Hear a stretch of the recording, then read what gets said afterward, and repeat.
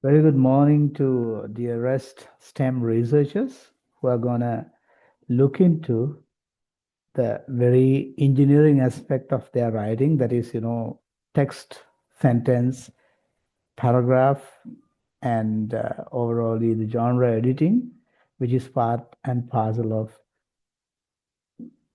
truly an engineering job because it's language engineering, which you're going to apply in your writing.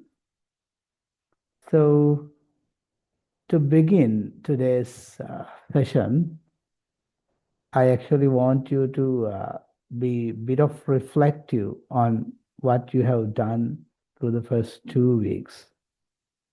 We happened to do a bit of an introduction and then we came to the workshop. And the workshop was a little extended to accommodate all of you to partake in it, but still there were some others who wanted a second extension. I did not grant it. You know why? Granting an extension is just one time activity. That's a norm.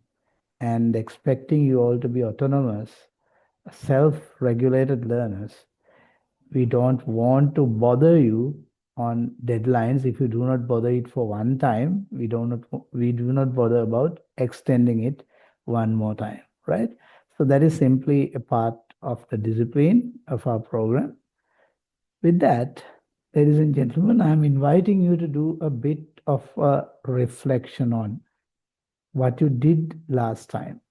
Now, you don't need to write the reflection right now, but I'm showing you what sort of an activity that you are supposed to do following the workshop task. Are you all happy about the marks you gained, or rather, are you all happy about what you did?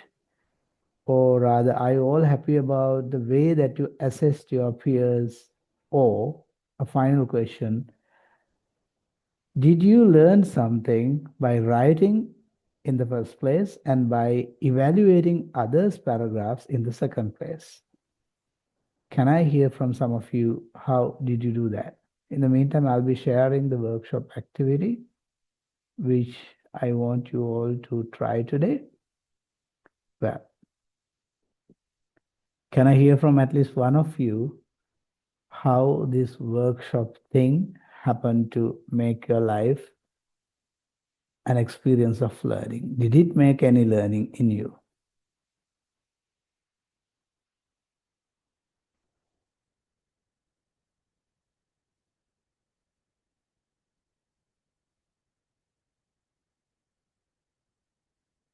We have nearly 44 odd, not odd, even STEM researchers here. I'm not going to name any of you, but just giving you the chance to tell me whether the workshop on From Zero Draft to Scholarly Clarity, did it make any impact in your way of learning, particularly because you were partaking in the process of assessment? Can you reflect? Just tell me how you felt that activity. Did you take something to take home following that activity?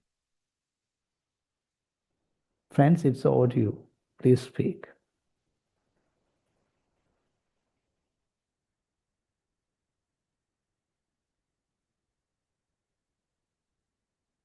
Yes, good morning, sir. Good morning. Go ahead. Yes, normally the abstract in the different subject area. So when we are reading those all related different related subject, something we cannot understand, but still we can assess because the results side how they interpret that one, introduction, small introduction, and methodology how they written that abstract. All those things are little bit different. So in our subject area, we are we are writing ways little different. I felt that one, but some of the survey related articles are different. So there is a little small difference are there. that kind of thing we also want to learn lots, because same subject area we can review, but other subject area still we are lacking some part, how they written is right or correct, or those kind of thing we need to learn lot. Thank you, Subhashini, for opening the platform for everyone to share your thoughts. Yes, Subhashini, as you quite rightly stated, yes, different disciplines follow different ways of writing. But still, we actually assess you all on clarity, preciseness, and some simple criteria. At the end of the day, we are writing it to be read by a wide audience. If your article, if your scientific finding is read by just experts in your field, those who are interested in your field only, then your reach to a wider community is little restricted. So what we are advising by doing all this is quite simply be yourself flexible enough and versatile enough to write it to a wider audience. It could be the people who are involved in the same research area or field, but even beyond that, if you can try it beyond that, I'm sure that you are a way ahead than a simple scientific writer. Anyone else who wants to share your views? I'll be giving just one more gentleman or lady a chance to share your views on the workshop activity.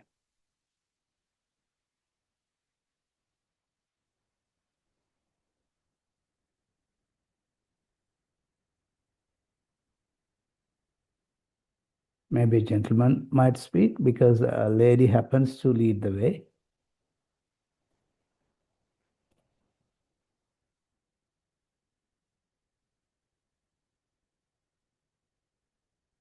You might simply tell at least whether you are happy about the mark you got.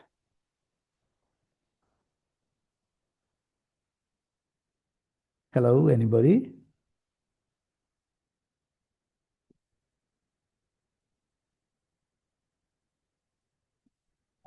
So I would like to comment on the assessment. Yeah, please go ahead. So this second part, actually, sometimes even though we check our text 10 times, sometimes we cannot click some of the mistakes or whether the flow is good, something like that. By reviewing it through, there's a diversity of people here, right? So the way how they look, it's different. So 3 of our friends were checked it. So I think it's a good way to assess some kind of that kind of a text. That way we can even identify the things that we couldn't click, like this was wrong or this is not good, whether this is readable, something like that. So it's a good assessment. Thank you, Famoda, for bringing that very idea to the surface. Yes, the very purpose of this activity is to let you know, you are in the shoes of a writer, right? In the sense you have your research in mind, you have the conclusion in mind, you have the methodology in mind, so you write your own research. That's one part of your deal.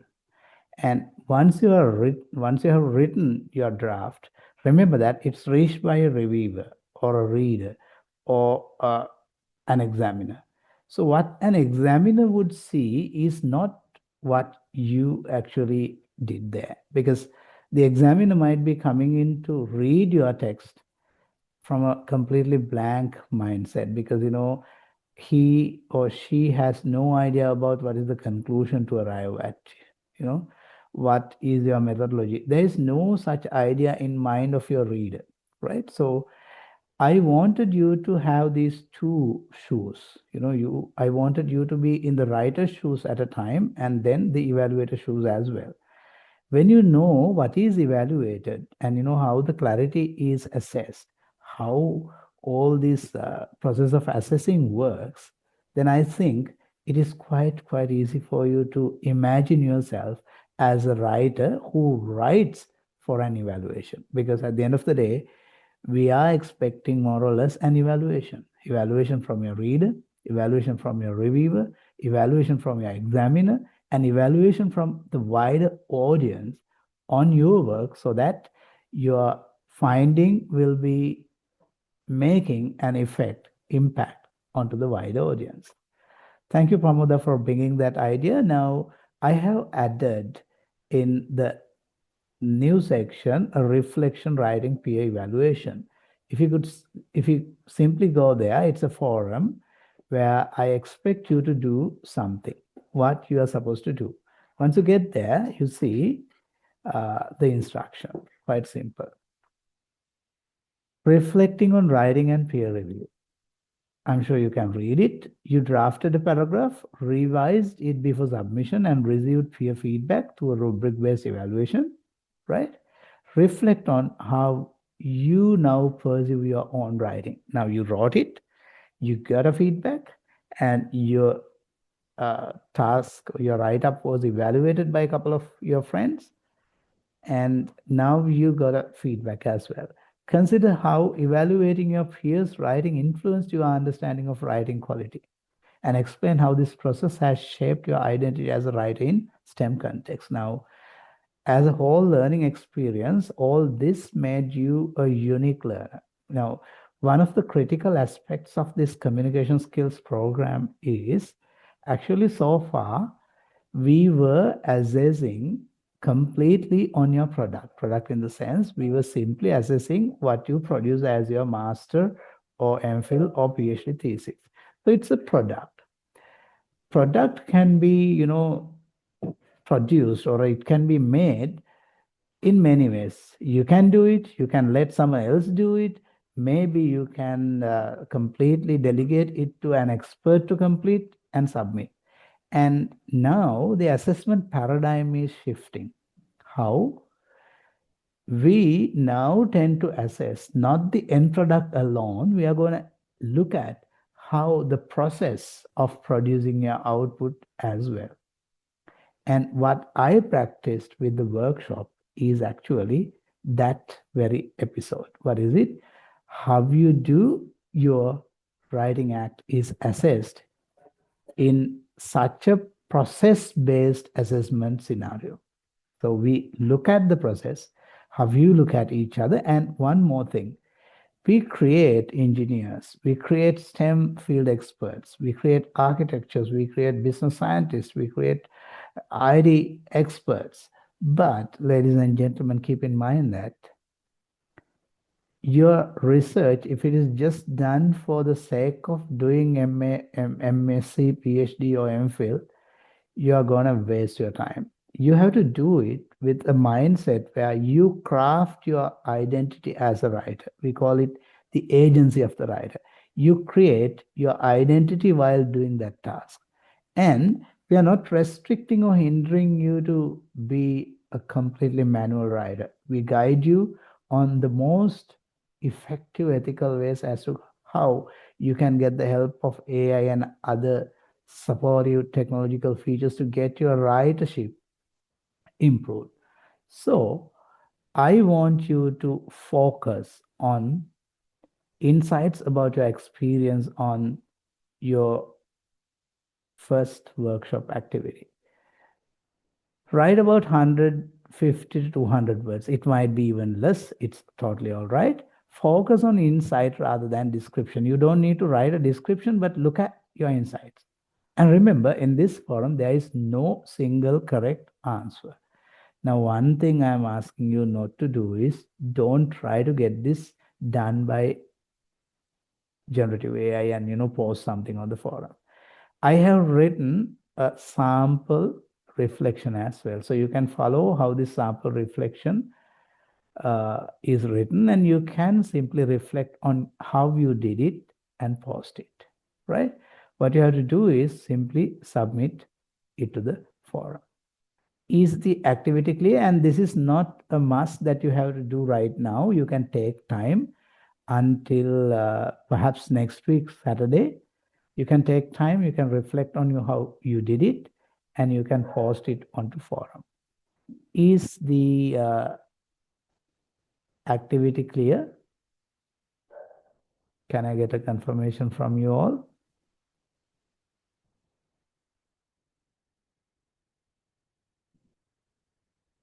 Ladies and gentlemen, is the activity clear for you? You're not supposed to do it right now. You can do it leisurely. Thank you, Subhashini, for showing your thumbs up. Thank you, friends.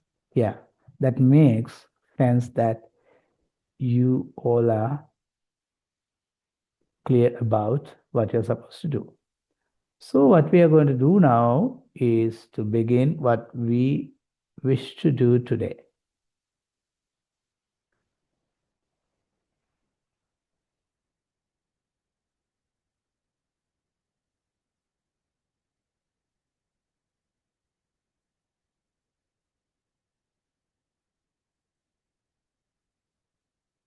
Am I visible? Am I audible?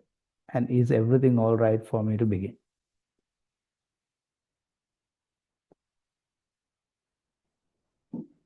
I wish it is. Is it?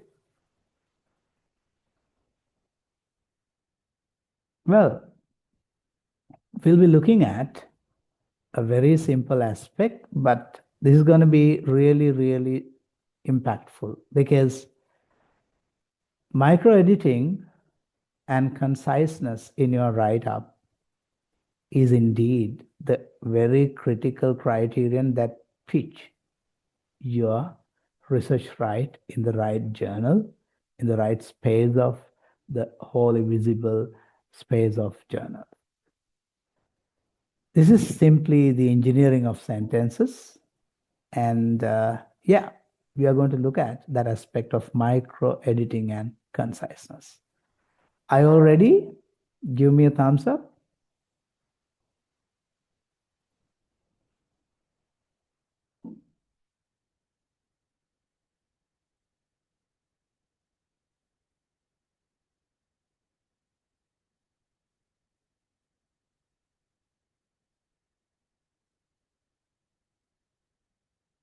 Perfect.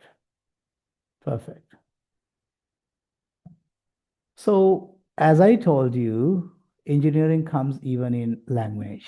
So engineering of sentence is the topic today. How we can do it for making conciseness and why should we do such a thing? Well,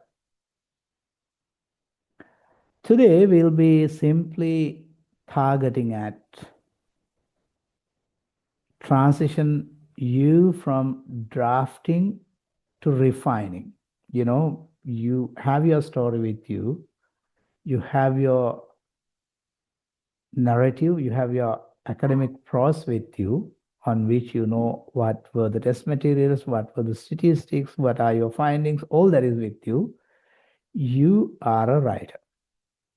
And you have a draft, and don't ever think that the first draft is going to be your submission. It has to be refined once and again because the reviewers do read every day nearly 10 articles. If he is a very perfect, very very sensitive, academically rigor reviewer, at least reads 10 articles a day if he receives any article to review. It's because reading the 10 articles make him updated. And remember that you are going to put your draft among the 10 that a reviewer reads. For this, you have to refine. You have to refine your right? So our primary goal is to transition from drafting to refine by mastering the mechanics of sentence economy. Keep in mind the very word sentence economy. We will treat redundancy not as a style choice. This making it precise is not a style choice. But, making it lengthy is all about, how it's all about noisiness. Whereas noise could be simply, when your message is so noisy, it simply reduces transmission of your research. So what the shift we are expecting today is you have the draft, which is your raw material, and we are going to edit it. Editing does not mean that it is the final draft, but we are editing it, sort of a signal processing. We are making it fine-tuned for a next visit, right?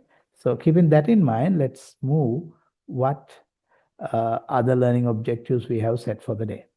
The second thing is we are going to look at the diagnose blot, which is all about identifying specific redundant structures. Quite simply, in this sentence engineering, you'll see that there are frequently committed blotting. To name nominalization, expletives, and doublets. These things actually inflate word count, and they inflate your word count of the write up, but they are adding very little to your writing or to your meaning. So we'll be looking at those aspects, and we'll be trying to diagnose those blot. And when we identify these blottings, what happens is we'll try a systematic editing process to reduce text volume so that your writing is going to be reduced, but in a reduction process, we are going to maintain technical density with which we are going to achieve high precision, which means with less number of words, less amount of words, we are going to tell precisely what we want to communicate. If you could remember my first day slogan, as scientific researchers, as STEM researchers and research writers, what we are doing is quite simply communicating. And it has to be crystal clear communication. CCC, crystal clear communication. It's because if you can project the very idea in your mind in a telepathic vibe to your reader, there is nothing missed in our communicative transaction. And if we can make a sort of precise, or rather sort of an effective effort on that connectivity establishing, I'm sure that we are going to make a huge impact. It's going to be simply your write-up, your research, but placing it is the biggest challenge in the scientific academia, how to place our research in right place. So we are actually teaching you to grab that opportunity, bag that opportunity of pitching your right up of research in right place with right audience. So we'll be mastering a couple of things related to AI as well. We'll be trying out some AI prompts to get your work done, not simply, simple summarization or simple, what we call word reduction, but we are going to simply get the help of the AI. AI is just a pattern maker, as I told you the other day. It simplifies writing into general probabilistic formula, It simply suggests what text should come next, right? What word should come next. We are manipulating generative AI today in our blurring removal and in our preciseness editing act to get the AI's power to do what we need, not what generative AI can do, right? So for that, we'll be trying out some prompts as to how we can make this happen. And the last, but not very least, but the most important is how can we audit the output? Now, we have a draft, we refine it, we reduce it for clutter, cut the clutter, and then we do a bit of an editing with AI as well. You might think misleadingly that it is the output. No, you are the one who are going to claim the authorship for that, so that there is a process called auditing your output. And we'll be looking at all those things in today's lecture. Hope you're clear about the targets we set for the day. Give me a thumbs up for that, please, so that I know you are with me. Thank you. Thank you. So let's look at part A of today's discussion, the engineering of sentences. Can you read this simple formula? Imagine academic writing is a transmission channel.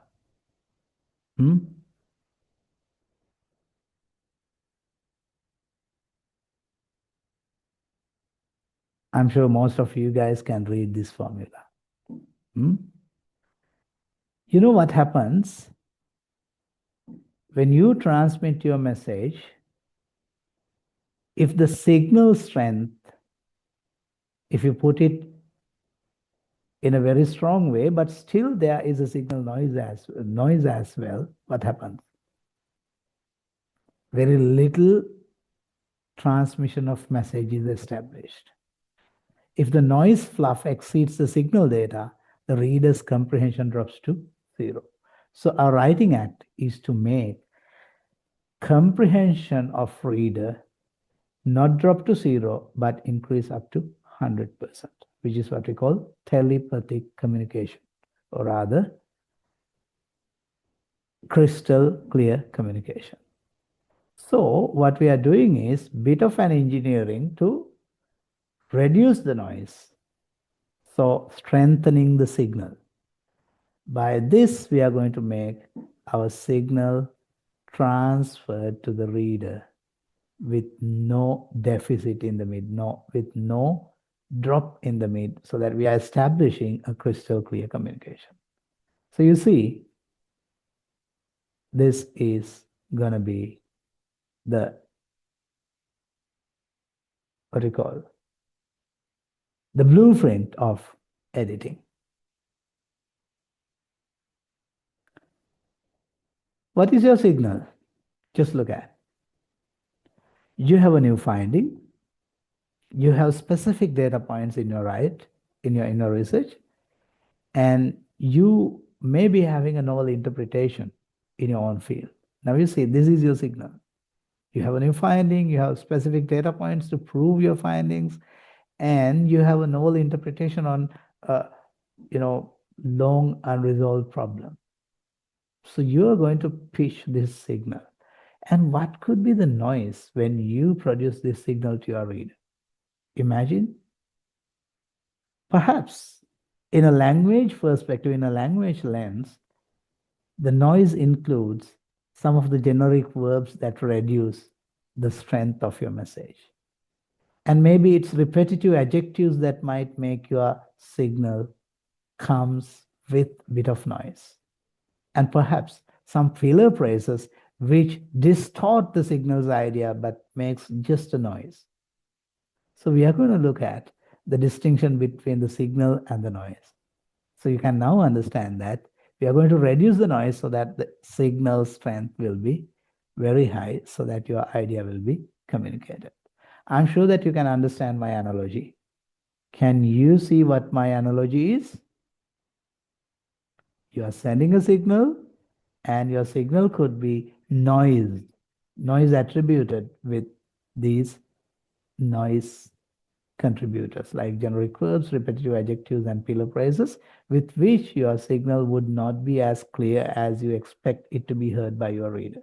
So we are going to reduce the noise and ensure the proper communication of the signal to the reader. Did you get me? Did you get me?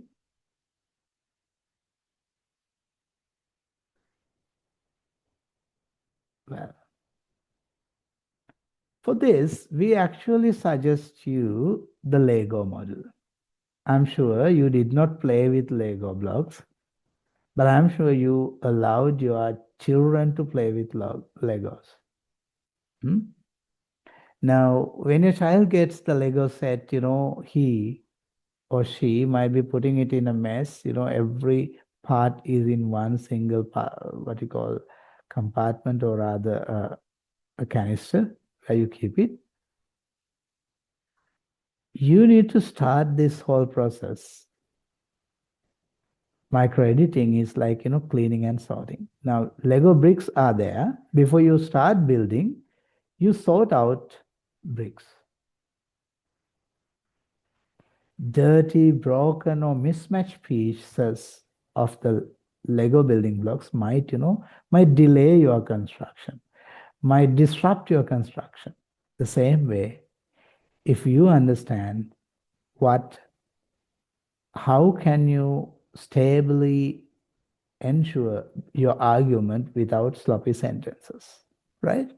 So the rule is sort the brick first and building comes next. Sort the right word choice, right syntax choice, right material choice of language, and then go for the write-up next. I wish you are getting me. So with that Lego model, we are going to move on to the actual thing. In the Lego model, I talk about dirty bricks. Dirty bricks in the sense, if there is a brick that does not fit into the model, that the outcome, or rather the final Lego product, might find defect. When a sentence is poorly engineered, the reader must perform error correction in their brain. Now see, you are doing a business with your brain and the reader's brain, and you connect the two with your writer. If your sentence is poorly engineered, not properly engineered, what happens is it is the reader who has to perform the error correction act. So what we are doing, we are giving him another task, right? With that, the cognitive load of the reader becomes high. It consumes cognitive load. Then what happens? The chance of getting your message communicated to the reader is reduced. This consumes cognitive load that should be used to understand your complex science. Now, you are communicating a complex science, and there is a bit of an error correction required in the communication.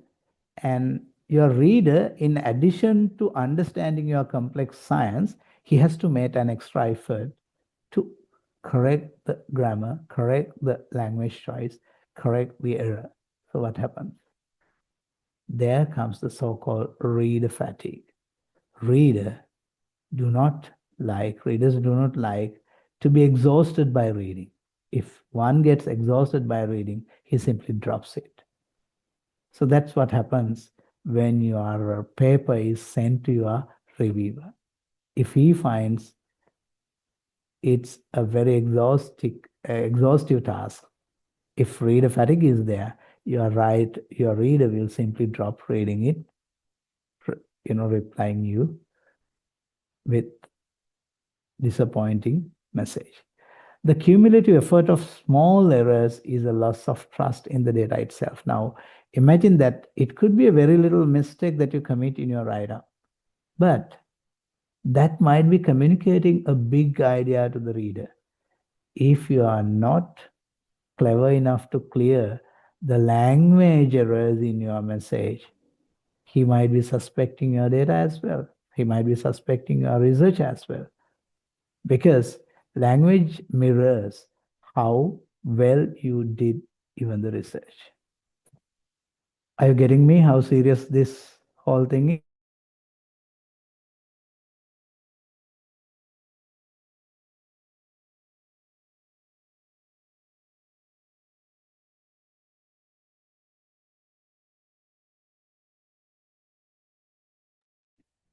Well, so we are going to reduce reader fatigue and to establish reader is in such a comfortable reading act so that your message is communicated properly. So in this very job that you're communicating, you have to admit to a ground rule. What is it? There is a cognitive bias when you're writing. What is called cognitive bias? Now, as the sole author of your own big research, big or small, your research, am I audible, friends? It indicates that my internet connection is not so stable. Am I still audible? Can I hear from you?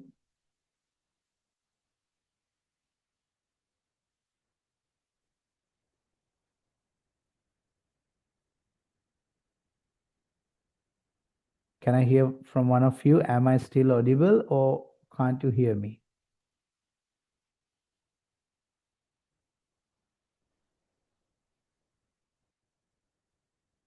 If one of you can speak and confirm me that I am audible.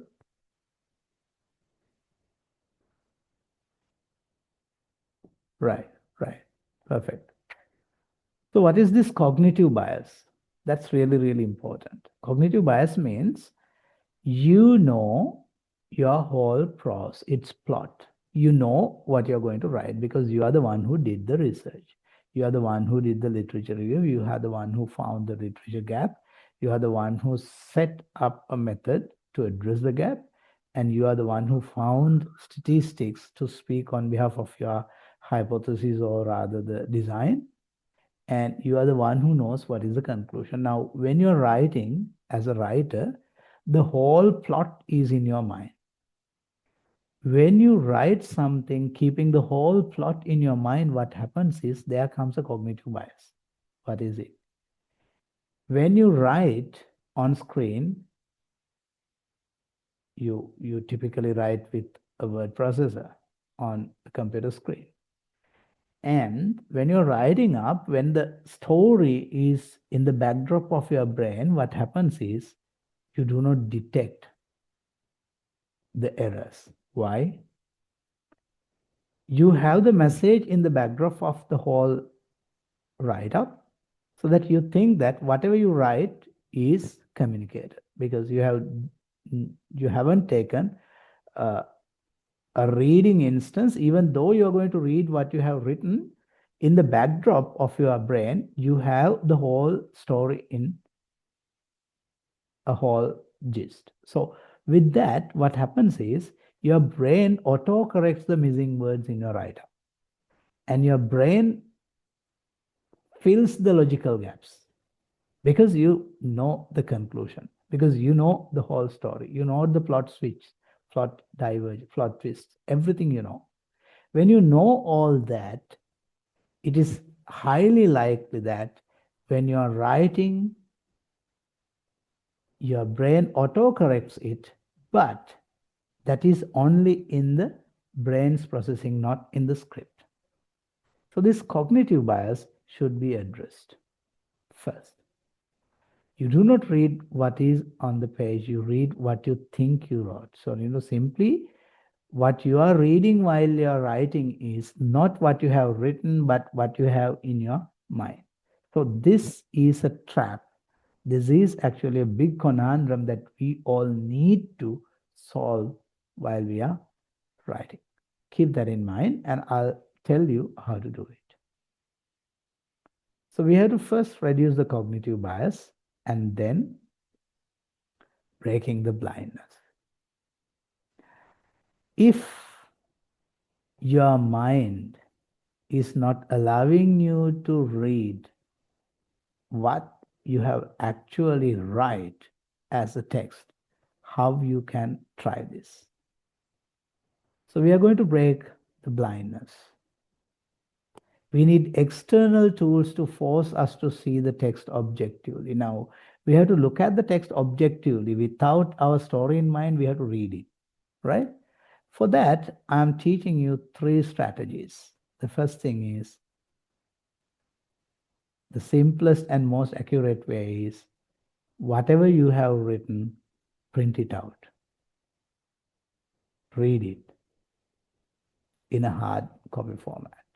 Or else, change your writing from your everyday reading device to a tablet or maybe a mobile and read it. Or else, at least, change the font of your manuscript from the expected font of the final draft. Now, if the final draft expects Times New Roman, you can temporarily change your draft into Cosmic Sans or any other attractive font that might fit to your file. So why we are doing it? Because then we realize that this is not the final draft. This is not the final manuscript. So you know that it's going to be something draft, and you convince your own blindness.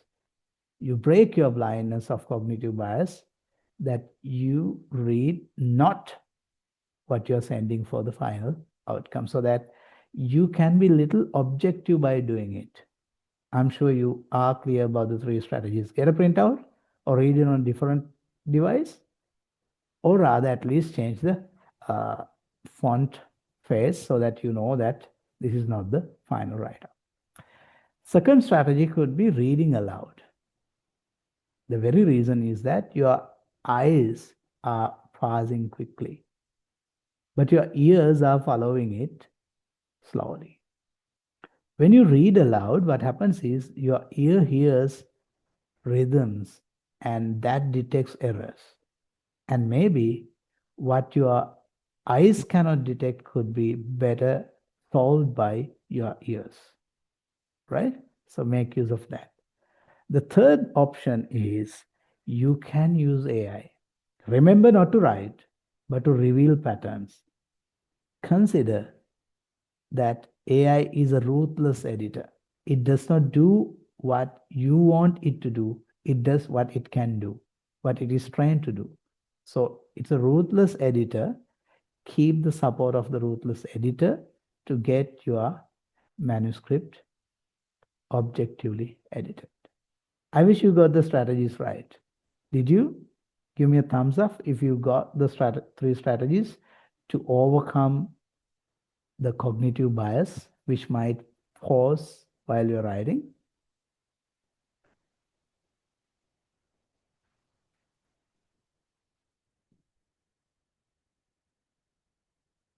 Well, in the meantime, there is, yeah. Could you please inform me the deadline for reflecting on writing PA evaluation? Okay, Rangana. It has 1 week. Before next Saturday, you can respond to the reflection, right? Okay. I think there isn't any lag right now in our connection. I'm sure it's all clear. Okay. I have revealed you 3 strategies where you can simply address the cognitive bias, because you are the writer, you know the story. Your story is, storming behind your write-up, so that there is a huge chance that you make mistakes while you're writing because you think your brain starts to correct your grammar, right? And autocorrect your grammar, and you simply project something incorrect, or rather, something needs corrections without sending it, and you can, without reading it properly. So you can overcome this thing by trying these 3 strategies. Well, let's move on. So we are done with one part. What is it? The technical aspect of the editing task. Now we are going to look at the actual material where the editing should come. That is the taxonomy of needless words, or rather we are going to look at where we might be making mistakes, where we might be putting ourselves in a tricky experiment, right? Before we move on to this part, can I get a response from all of you on chat whether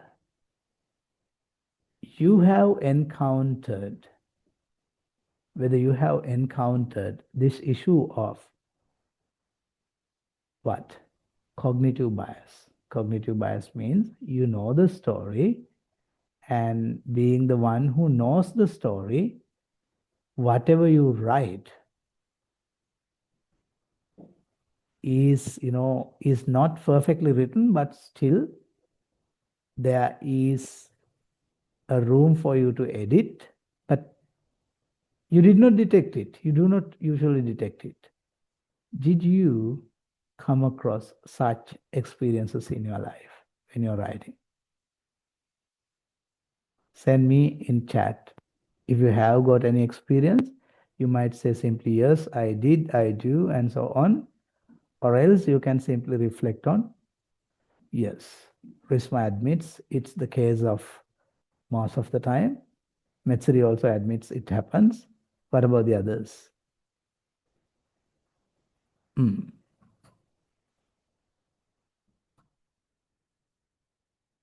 Most of you do find it the case.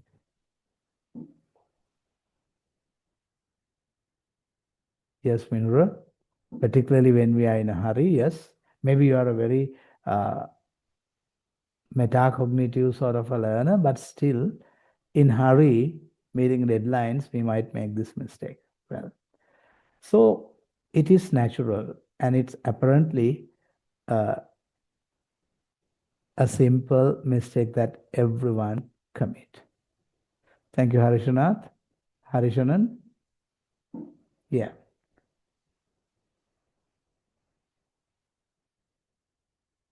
So make use of the techniques that I suggested, because it won't put you in a trap. It will, take you safe passing the trap so that your manuscript will be properly placed. Okay. With that, let us move to part B. What is part B is all about. What are these particular language tools or other language samples that might make your writing messy, bloated? Well, first thing is nominalization. We learned it earlier. This is what we call the zombie noun.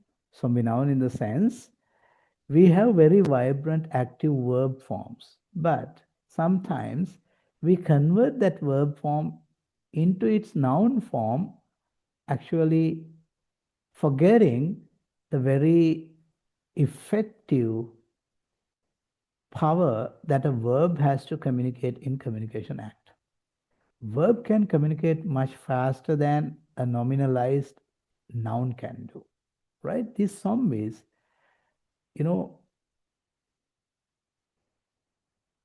this whole idea of removing the vibrant verb and replacing it with nominalized noun form is making a huge damage. What happens? Nouns are, as you all know, very static. Verbs are really dynamic. It indicates an action. What happens is, if you simply go for nominalization, it removes the life of the sentence. How can you detect this? Look through your sentences, and while you are writing the sentences, while you're reading it through for proofreading, remember that there are certain suffixes that make verbs converted to its nominalized or rather noun form, the zombie form. They include tion, shun, ment, ens, el, and so. So for example, without telling designate, you say designation. Without telling employ, you say employment, and so on. This nominalization simply is a huge trap. You have to overcome that. So when you read it for final proof, keep in mind that you look at these nominalization instances in your write-up. So that is the first thing that you have to do in your editing task. And don't worry, the early part of the lecture could be little prescriptive, but we'll be putting these all into action in the latter part when you are doing the exercise, right? Okay. So this is the mechanism. When you kill the verb, what happens? You need to get the help of someone else to establish the action in the sentence. You see, when you kill the verb, you must bring in a helper to prop up the sentence. Look at the nominalized form in the left and the strong verb-dominated verb in the right. Look at, we performed a verification of data. but it is far more effectively said, we verified the data. You see?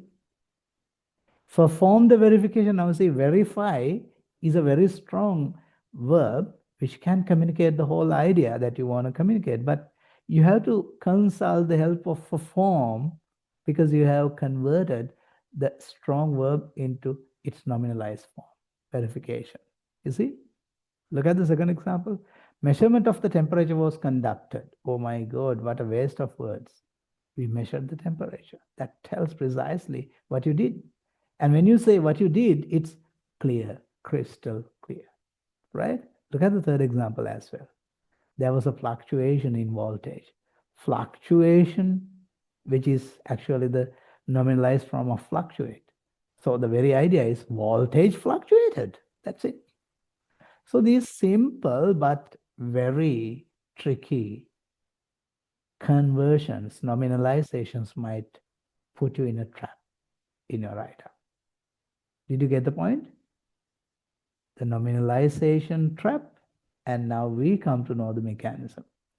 Get, surface, and pitch your strong active verb in the sentence. That's the first trick that you can overcome this problem. Clear?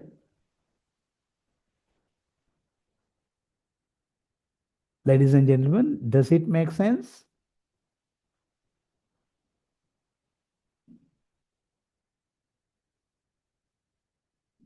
I want this to be a little interactive. Please respond to me.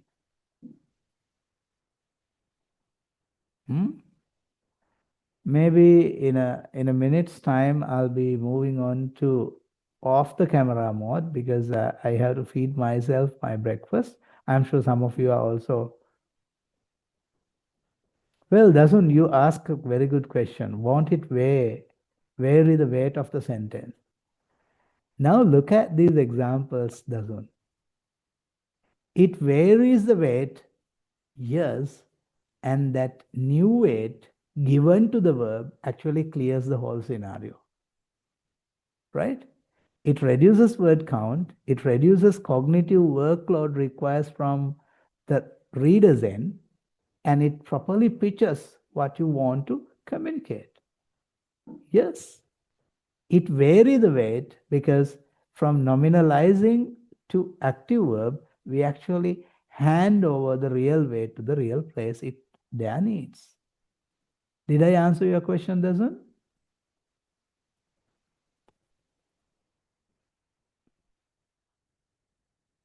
Thank you. So, shall we move ahead? Or do you guys like to mark the attendance for the day? Maybe in a little while. Yeah, we'll go one more slide ahead and see. Now, these subtitles, when they get late, keep in mind that it's an indication that my internet connection is a little weaker.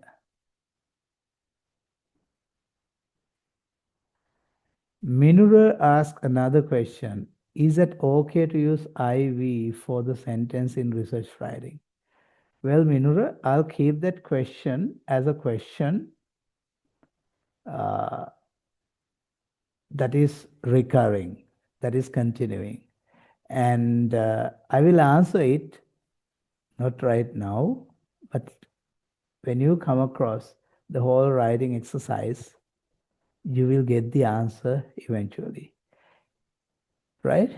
Okay. Okay. Minura, wait for the answer.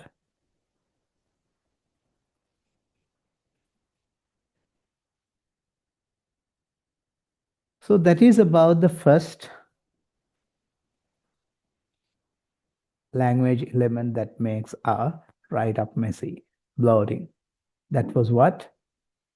The zombie verb, zombie noun, that is the, what we call, that is the nominalized form of the verb, which carries less weight, with which we actually waste a lot of words.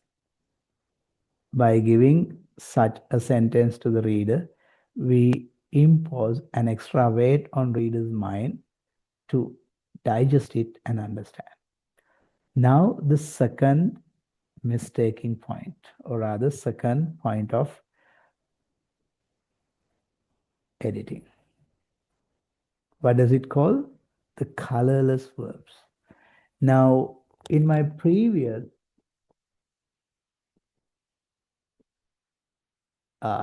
example also, or rather in my previous point also, I happen to indicate you that verbs do a big deal in your write-up. That's why I advise you not to go to the nominalized form, but to go ahead with the active, vibrant verb form. In the same time, this is, these are not just random pickups that we take, but, these are what the writing research in science tells what mistakes do research writers commit. Of which the first thing is the nominalization, the most frequent editing error they commit. The second most frequent editing error is, having colorless verbs.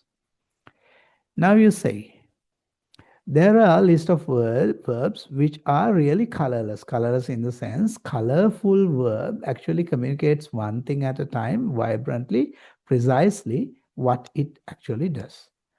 Colorless verbs actually, they bring a mix of color to the sentence, but unfortunately, they dilute the very color it required in the sentence. Say, for example, words like occurred, achieved, performed, carried out, involved, conducted. We conducted an experiment. Just look, for example. So you see, you mess your sentence with two verbs. Conducted, experiment. Experiment is simply a nominalized form of a verb, right? Without telling we conducted an experiment, you can simply say, reducing the colorless verb, you can say we experimented on this and that, right? So this is simply the example. Look at the warning I have given here. Actually, these verbs carry almost zero semantic weight. Semantic means in terms of meaning, it can do very little in the sentence, little or perhaps nothing, right? They exist only to support a zombie noun. As I told in the previous example, the zombie noun is the nominalized form. To support the zombie noun, we get these colorless verbs into sentence, and which is creating lots of clutter in the sentence. Lots of unnecessary parts in the sentence with which your reader gets unnecessary weight in his brain. Did you get the point? So reducing the colorless verbs is the second act you have to do. Let's illustrate this in the mechanism slide. The rule is, if a sentence rests on a colorless verb, it is likely propping up a nominalization, right? If you detect a nominalization, there is a high chance that to support your nominalization, there comes a colorless verb in the same sentence. So there where the editing cut comes, right? So in every nominalized sentence, in every sentence where you use a nominalized verb form, there is always a colorless verb included. Find the noun, turn it back into a verb, and reduce the colorless verb. Let's see how we can do it.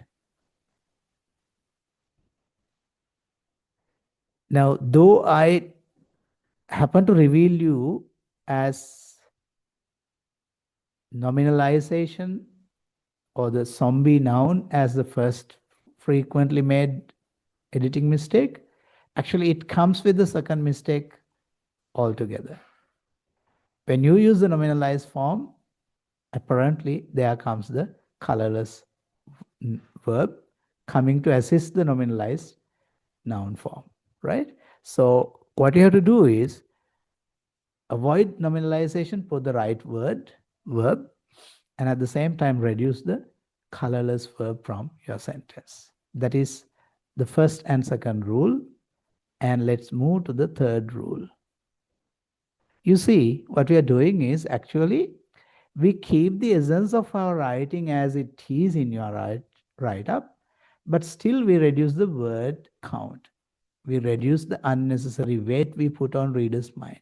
We reduce the nonsense that we throw at our reader. Quite simple, right? We have to respect the right of the reader because he has a lot to read. He has a lot to do. We shouldn't put much more weight on him because, as I told you, it simply violates the principle of communication. Crystal clear, telepathic. To make it crystal clear and telepathic, you cannot put lots of nonsense on your reader's mind, but you have to put just the idea alone. I wish the idea is clear. Let's move to the next slide and see. The third thing is actually, this is the third most frequent editing error done in most of your write-ups, particularly the research. What's it? Throat clearing. Before you speak about the right thing, you simply start, wandering around, throat clearing. Authors often feel the need to announce the fact before stating it. This is typical human life, typical human communication. These are expletive constructions. What happens? When you start clearing throat, when you delay announcing the fact, what happens? It delays the subject. It delays the communication. It delays the message getting across. Do not do that in scientific genre. You can do it in fiction. You can do it in, other forms of writing where you write it for readers to simply suspense you, to keep on suspense. But scientific communication is not to do that task.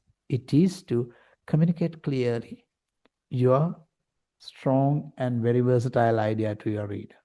You get the point? You see, in the right-hand box, you see these throat clearing clutters. You see, it is interesting to note that it is well established that it can be seen from the data that there is a need for, oh my God. You see, this is a whole waste of your words. This is a whole waste of the reader's reading time. This is a whole waste of readers' very polite patience that he put on expecting you to reveal the exact idea.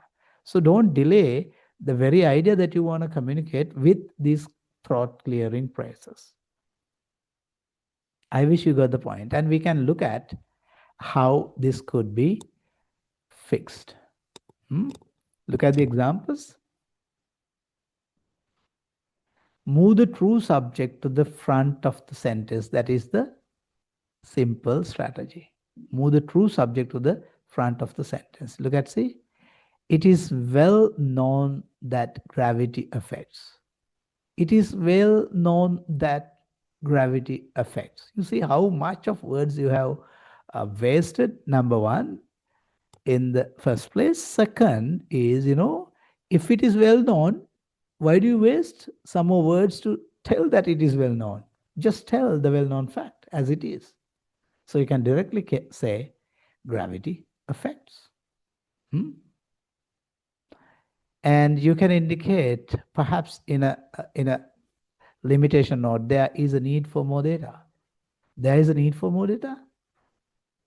Precisely tell more data is needed. Your data is not sufficient, right? And when you are referring to a figure, you might say, it can be seen that figure 1 shows. Useless. Just say figure 1 shows this and that. You see? So get the topic to the front without delaying it. Subject that you want to communicate, precisely communicate it, and never delay your main subject coming into the sentence with these throat clearing phrases. So these are 3 typically committed errors in most of scientific writing because they actually think the scientific writing is simply a wordplay. True, it is a wordplay, but You should play with the right word precisely with adding no extra effort for your reader to understand it. I told you once again, once and often, the very idea of science communication, scientific communication is crystal clear, telepathic communication. What is in your mind should be directly given to the reader's mind. Get it? I wish yes. Now we'll be coming to the fourth aspect. What is it? Doublets and redundancies. What are these doublets? Doublets are, sometimes in most of our writing, particularly to indicate that you're fluent in telling, or rather, when you're messing up between your writing and reading, when you speak something, you use lots of words to stress, emphasize, and, highlight. But in writing, you do not need to do that, right? So, for example, when you say simple and straightforward, I'm using those words in fair just to simply emphasize that it's clearly simple. But this is unnecessary when you commit to write your research. Because when you write it, they can read it twice. If he needs, he can go back and read your sentence. There is no need for you to emphasize with doubling of words. We call them doublets. Doublets actually double the word count with which the reader has to read a lot. Just think, if you find a very interesting article which is 100 pages long, and if you find another interesting article which is 10 pages long, which article do you like to read first? Probably the article with 10 pages. So maybe the 10 pages article is free from doublets, is free from nominalization, is free from, the colorless verbs. That's why it is written in 10 pages length. Perhaps the second article, maybe it's very significant and very inviting and very important, but still, with these doublets, with these, colorless verbs, with these nominalizations, and with this wordiness, you, in your first instance, feels not to read it. Did you get the point? Haven't you find this in your life? When you read for an article which comes in many pages, how you feel it first? To be frank, you must be feeling it tiresome to read, right? You don't feel like reading it. But if there is any article which is shorter in number of pages, you feel, oh my God, wow. So let your paper also feel like that. Someone who first picks to read because it's short and sweet and precisely telling the idea it needs to communicate. And the second aspect is the categorical redundancy. What's it? Sometimes people tend to use describing a word with its own category. Now, blue is a color, but when we described it, blue in color, this substance, do you need to say blue in color? Because blue is a color itself. You say substance is blue. So you can simply reduce in color. You got the point? So these are doublets and categorical redundancies, and they actually pollute your write-up. Reduce them and make it clean.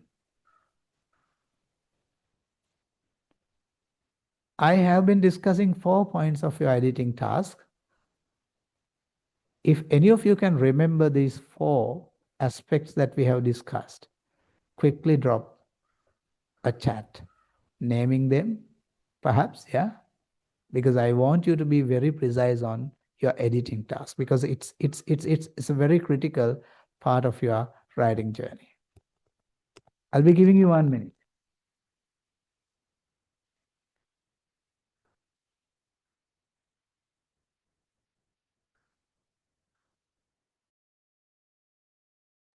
You know what I'm expecting. So far, we have discussed 4 aspects of editing, right? I'm not going to repeat it, it will help you. I want you guys to tell me in chat how many you can remember. Or rather, how many you are familiar with. I'm sure that, as writers, you convince me that you come across these things. So please take 2 minutes and send me what are they.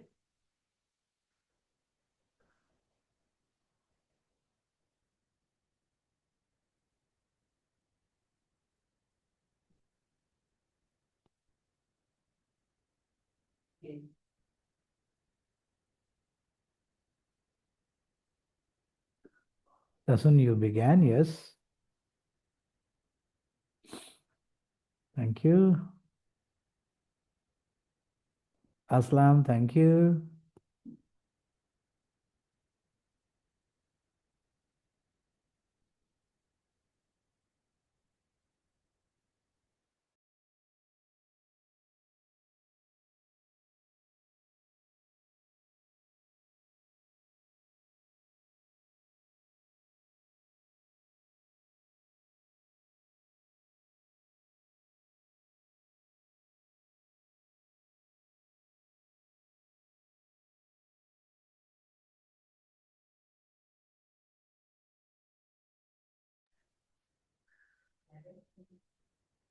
Thank you, Metsuri.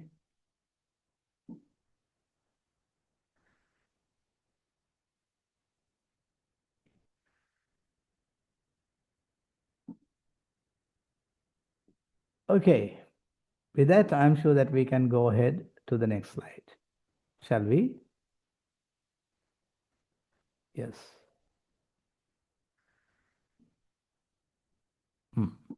Perfect. So you don't need to simply name these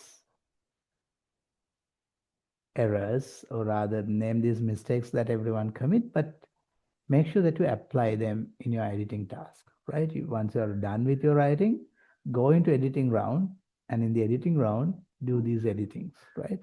It's a hectic task, but remember, your research is the most important thing, and putting your research into a readable output is perhaps the most important thing than even doing the research. You know why? If you write it properly, you're going to reserve a space in a right journal with right weight, right? So do not lose that chance. That's why I urge once and again on this editing aspect of your writing.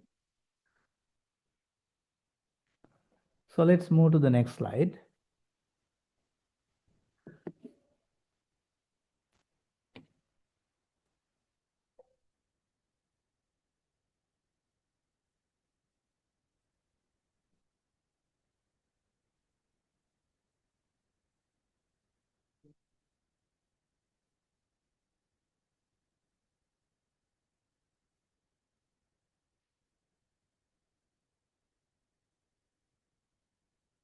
Here I am providing you with a series of examples on doublets and categories. So when you say each and every example, do you need to go and waste each and every? There are 2 words, 3 words in it. You can simply reduce it to each. Null and void. First and foremost, basic and fundamental. Now these are emphasizers, and you can make use them to emphasize when you are doing it verbally, because in your verbal communication, what happens is once you articulated a sentence, it's gone, and there is no chance for your listener to revisit it. But in writing, keep in mind that once you have written your sentence, it's written so that the reader can revisit your sentence without trouble. So that's why we advise you to reduce doublets in your writing, but in your speech, you may use them as it is.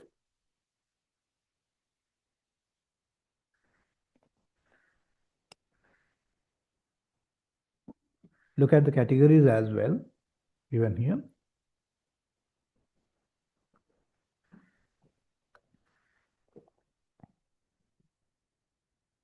Red in color, small in size, rectangular in shape, period of time. It's period. It's rectangular. Rectangular is a shape. You don't need to indicate, right? I mean, you don't need to indicate it in writing. I wish that you are distinguishing between the writing form and the spoken form, right? In spoken form, once you articulated the sentence, it's gone, and there is no chance for the listener to revisit it, right? It's short lasting. But in writing, it is everlasting because you have written it. The sentence is there so that he can revisit. So reading is easier. Revisiting the sentence you have written. Therefore, in writing, you have to reduce these things. So that marks the end of what? The very idea of what common mistakes and pitfalls of editing involve. Yes, Rajita? You're trying to tell something. Yes, it's over to you.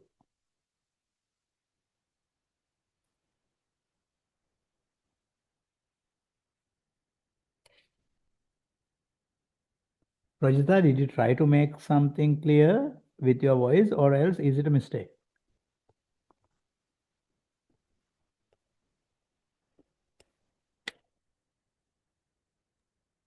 Hello, sir. Yeah, go ahead. Yeah, I was mistakenly unmuted my. All Sorry right, for the perfect. interruption. No, it's okay. It's all right. Well, before we move on to part C, shall we stop for 2 minutes and mark our attendance?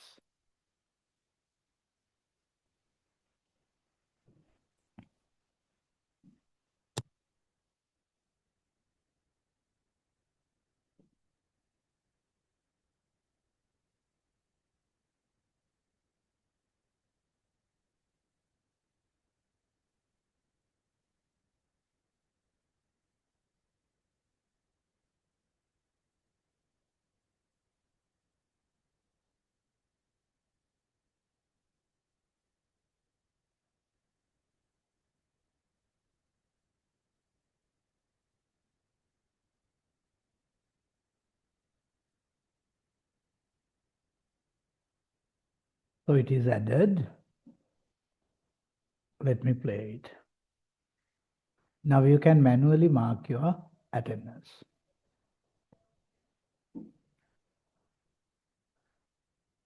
Mark your attendance manually from your end. I'll be giving about 2 minutes for that.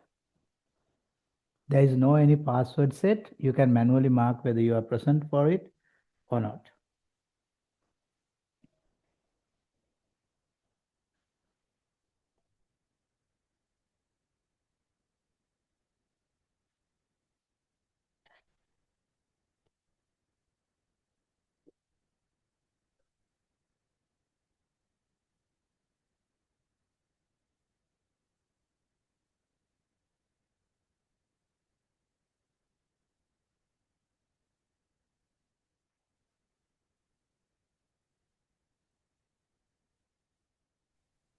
Excuse me, sir. How to mark it manually? Could you please tell? Now, if you visit I the... also couldn't mark it. Okay, let me play it again. Let me play it again. Same here, sir. Yeah, let me play it again. Me well.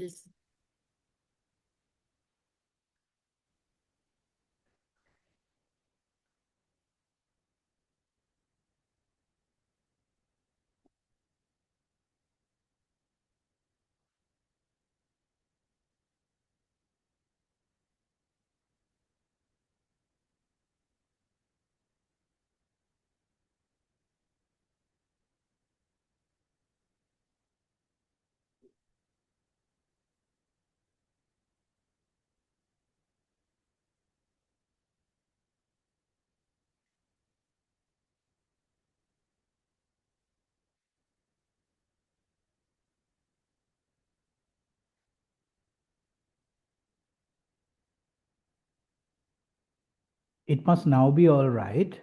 And this time I set a password. Password is edit, E-D-I-T. Password is edit.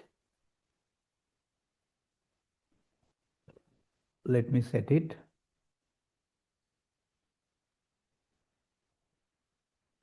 On attendance marking mode.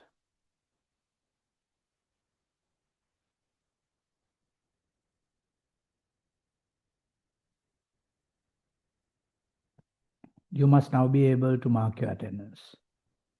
Password is EDIT, all capital.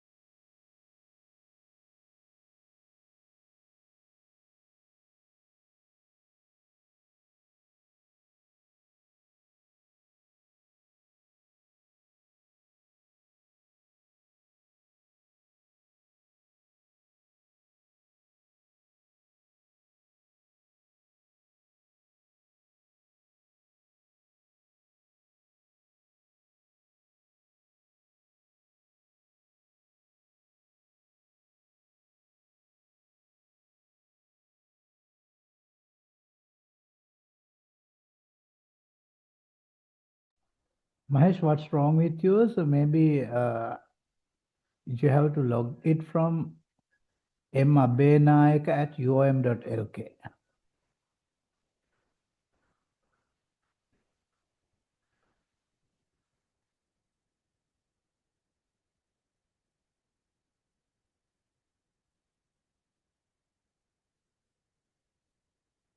If the trouble persists, let me know so that I can mark from my end that you attended.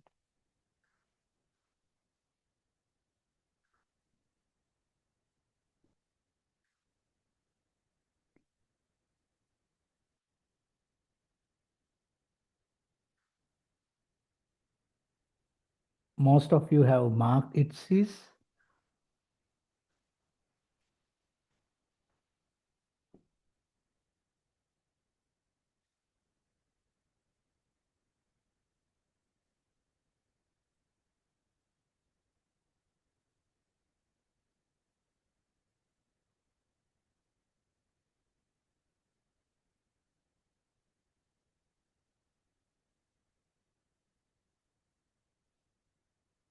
I think the time spent on attendance marking is enough. Tarani, okay, I'll mark yours as well. Don't worry.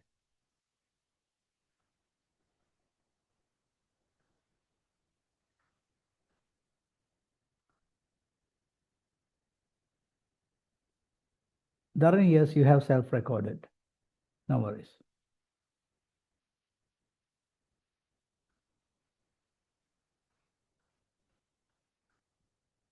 Okay, guys, it doesn't mean that after marking attendance that you can leave the meeting, right? Because the best half of our discussion comes now, where we are going to practically apply it.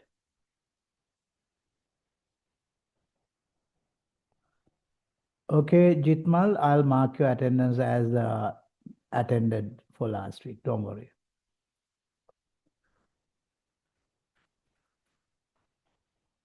Well, I'll stop sharing. Now, one of the challenges we face now, we are not an engineering department, right? We are actually a service department providing you with language support. There was a resistance from most of the engineering departments for us to use these modalities available on Moodle as part of our delivery, because the point is that, the students might not be able to handle them. But it was me who was in a very strong voice that, they should be made use unless we'll be doing an injustice for you all to make use the technology. Now, technology is very transparent, unlike the manual processes. When you know that there is a time for us to mark attendance, you keep your attention, don't you? And you are waiting for that moment to come. And you keep attending, not only physically, but also psychologically connecting with me. So that you know that the motivation aspect of your brain is capable of activating via these methods. Why should we, underutilize them? That's my point. Well, forget about it. We can move on to the next episode of our discussion. But before that, I would love to welcome questions if you have any.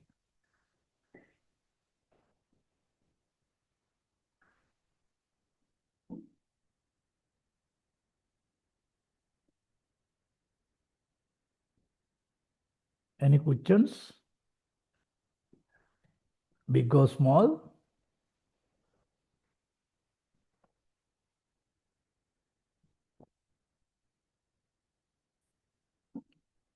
Any questions, guys?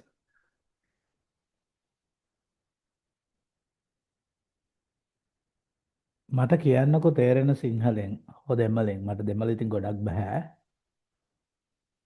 Am I killing your time on Saturday mornings and Thursday afternoons? Or am I adding anything as value to your writerhood, to your your research journey? Because I want to get this clear so that, if there is a need for me to change the way that I teach or maybe the content I teach, I am open to do that. Please communicate me.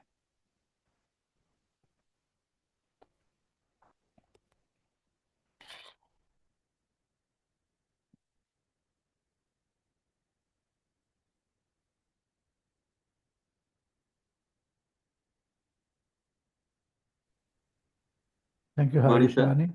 Yes, go ahead, Minru. Sir, you are doing a fantastic job because we are learning lots of things to completing our draft and the research, and also there are a few doubtful things that we could clear them in your lesson. So I think it's very important for us to complete our research as well as the publications for this kind of modules. Thank you very much. Thank you, Minru. It's not just to verify. Actually, the very purpose is this. If I'm doing something which is making no sense to you, it's a waste of time. That's why I thought if I can get that response from you, then I can actually make it meaningful. If the stuff that I'm projecting at you is still significant, yes, I can go ahead with this vibe and try my best to help you with incorporating writing research in your fields, because I know that you do not have time to see how language of your writing evolves. You have your own business of doing your own field research. That's why we are here to assist you with that. Thank you for that remark. And those are encouraging. And I should acknowledge that the content for this is centrally originating from my young pedagogic fellow, Ms. Ashwini Karunaratne. She's actually contributing a lot, crafting these slides and contents and creating these scenarios and all that. And I should give that acknowledgement to her. Though she does not come on to teach you, she actually is in the backdrop doing all necessary work, creating stuff and all that. I think that's what makes, she's from your generation. So that is a very good backing for me. When I know that what this generation needs as a support, that's an easy way for me to devise what should I bring into class discussion. With that acknowledgement, we can move on to part C, I think the most appealing part. Shall we? I'm keeping my mic off because, in the meantime, I'm trying to feed myself, right? Please pardon me for that. And of course, you can do the same from your end. While learning, you can eat.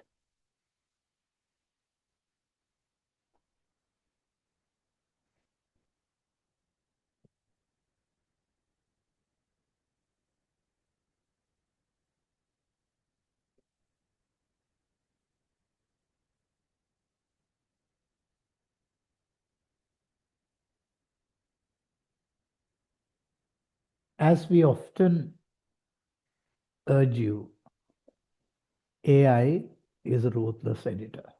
Why ruthless? It can create patterns, it can create, or rather, it can suggest what word should come next, but it cannot think.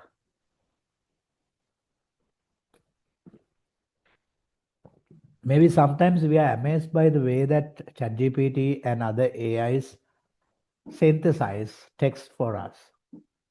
It's simply a probabilistic formula where they predict, looking at the trained data, what should come next. Keep in mind that that is not what you're supposed to do in your research writing, because you are doing a research and you are projecting your research outcome to the world with an identity of you as a writer. For this, we have to get the AI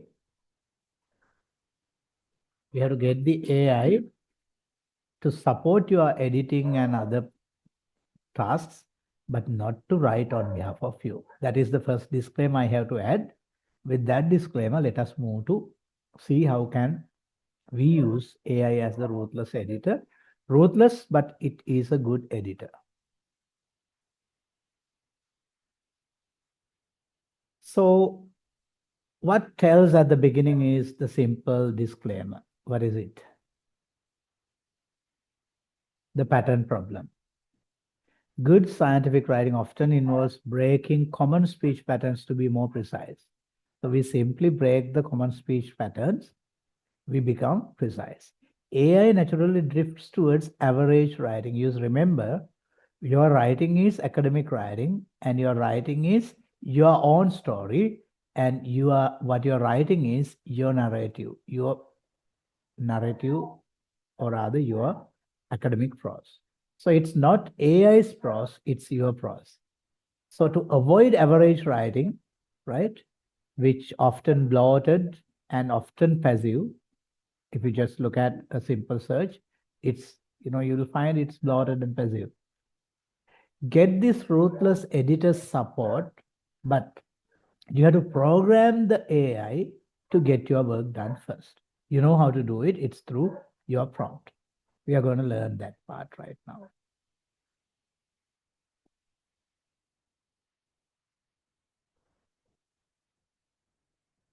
And in the meantime, I'm reading Dasun's response. Thank you, Dasun.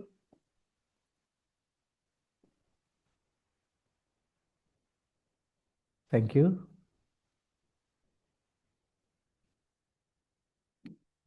Look at the constraint strategy. Your bad prompt will result in a bad output. A good prompt will result in a good output. Now, AI is trained for one thing and you're getting it for another purpose. You're getting its support. If you say, make this shorter, the AI has no other conditions, it will short it down, right? It might be a loss of technical detail, maybe an oversimplification of the idea, which is not the case that you expected. So don't go to these bad prompts. Instead, you can try it with more precise prompting. You see? Here, look at the good prompt. You tell precisely what you want. You want to reduce the word count by 20% or whatever figure you like, right? And you advise it, do not remove technical terms. And you advise the four clutter areas that we discussed earlier. Convert nominalizations to active verbs. So you can give as much as possible instruction to narrate how should AI do that task for you. So make sure that you do it, right? And don't be satisfied with the first response your AI reports to you, it produces for you. Fine tune it. Make use of much and much more prompts to make it properly fine tuned. And if you do it, let me say, you're going to actually exhaust AI and get your identity in, and you're going to get the ruthless editor, a very careful editor for you, so that you are getting the work done easily by, exhausting, by simply bullying the AI, you can get the work done. I wish you get the point. Did you?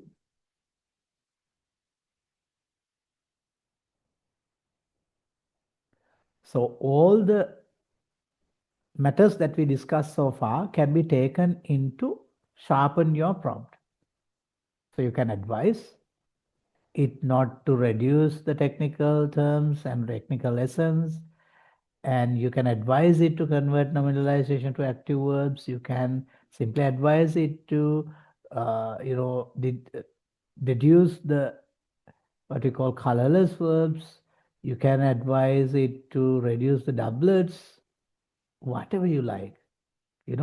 That is simply the limit, but the limit is sky, it's that high. You can prompt as much as possible and get your editing work properly fine-tuned. Let's move. Look at some of these examples. Now, you have a goal of removing fluff, right? You have a command that you give to AI. What's it? Delete all sentences that start with it is or there are. Now, if you want to remove the fluff, you can simply say delete all the sentences that start with it is or there are. But still, do not stop there.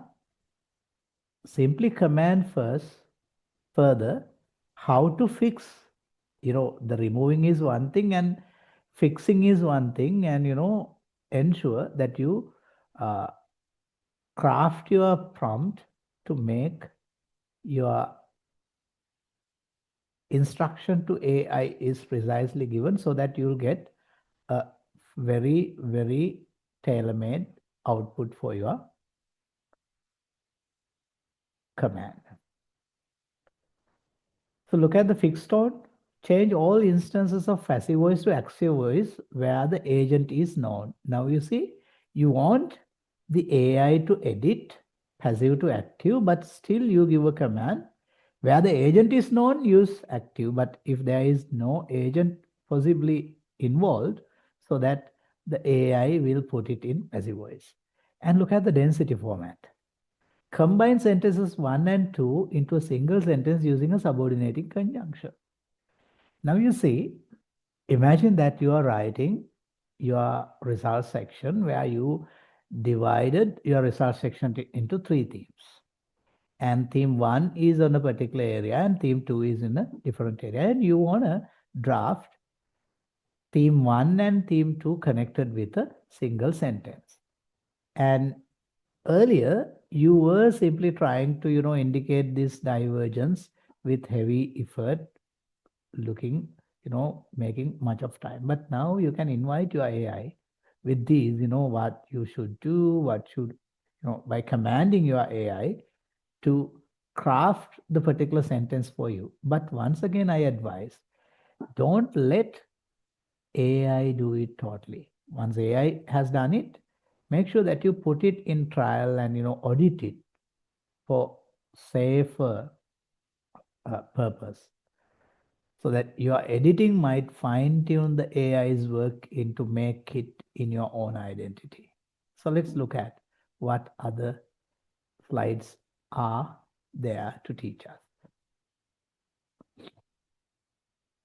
There is a black box warning. What is it? What's it?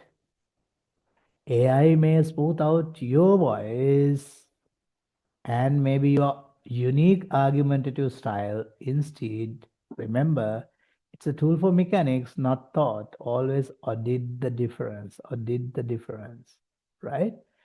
Do not let AI kill your writer self, right? And your writer self could be taught to AI with prompts, that's one thing. But even though you taught AI to adapt your writing style, still double check it, audit it before you post it for reviewers reading. I hope you got the point. Well, AI editing, simply the summary. Remember, AI is a mirror of average writing patterns. It's, it might be trained for a better purpose, but AI is generative and it's learning from its users as well. So that most of the users around the world are average people. So that it is using the pattern of average writers, but your scientific writing is not that average writing. We call it academic prose. It has a particular pattern on which you have to ensure your identity. Therefore, be aware of average writing patterns of AI, right? And you must use negative constraints to force precision. Now, when you are using AI, to avoid this average probabilistic pattern recreation, you have to address it, or rather you have to invite, or rather you have to command your AI to not to do certain things. Say for example, do not lose the argument I pause in this text, and so on, right? And last but very important thing is never accept AI edit without verifying technical accuracy. Now you are the one who knows the technical aspect of your writing. Never accept AI's generated article without verifying its technical accuracy by yourself, right? Then you'll be in a trap if you're not going to use that last step.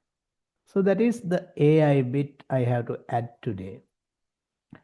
And now we are moving to practical workshop. Manual surgery and AI stress test.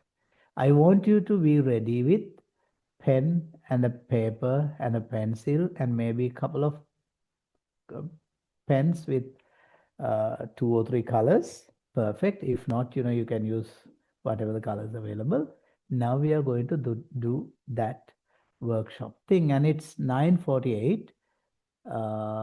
Can we be ready with all these by 9:55? Or rather, by 10, I want you to be ready. You have 10 minutes. You can simply, answer your calls of natures and go to have a cup of tea and come back. By 10, we are going to do the workshop. Physically sitting in home, but still engaging with me. Would that be all right? Get ready for practical workshop. We are going to do a manual surgery and AI stress test. If you guys are ready with that, give me a thumbs up and I'll be waiting you at 10.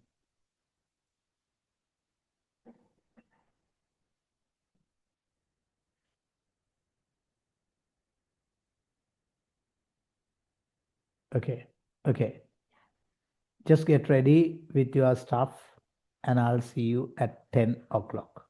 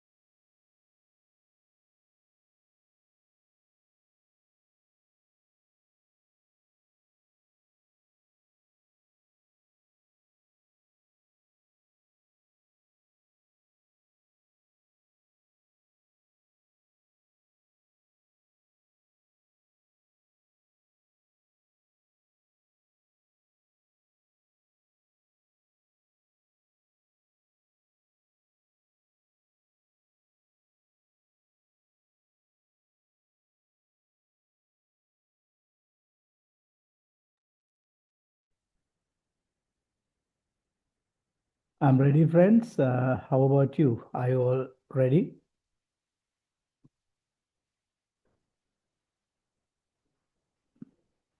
Are you guys ready?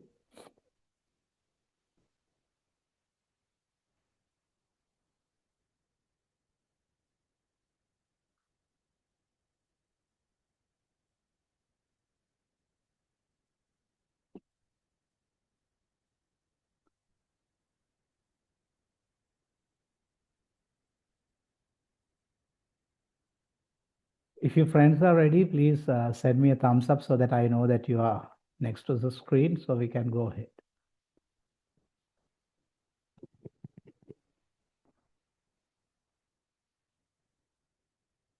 Thank you. Thank you. Some of you are sending me your responses.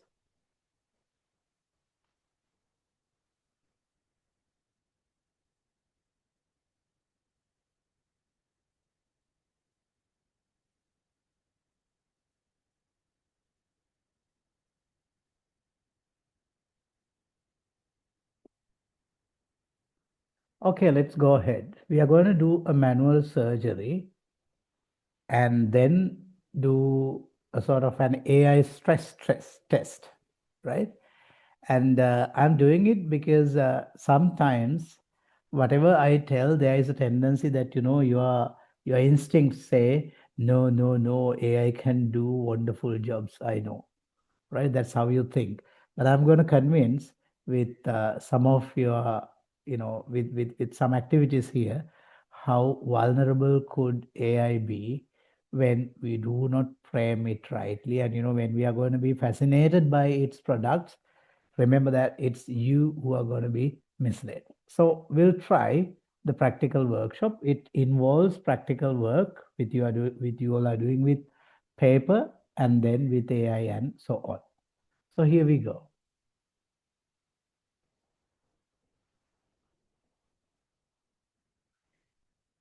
Yes.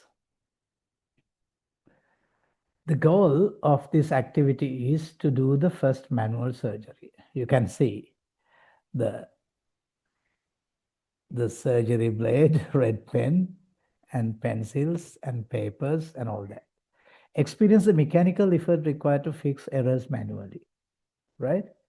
You'll be given a blotted paragraph containing all the errors discussed. Now, if you could remember all the 4 types of errors we discussed so far, the particular text I am giving will have all those blotted, all those included in this blotted paragraph. What you're supposed to do is to try and do a mechanical effort to fix these errors manually, because they are where you are going to learn all what you listen this morning.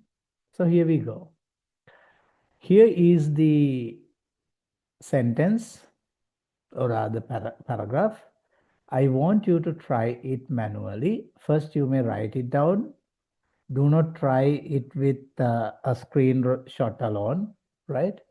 Even though you're going to do a screenshot, don't yet get this into AI and technology enabled ways. Try it manually just for one time.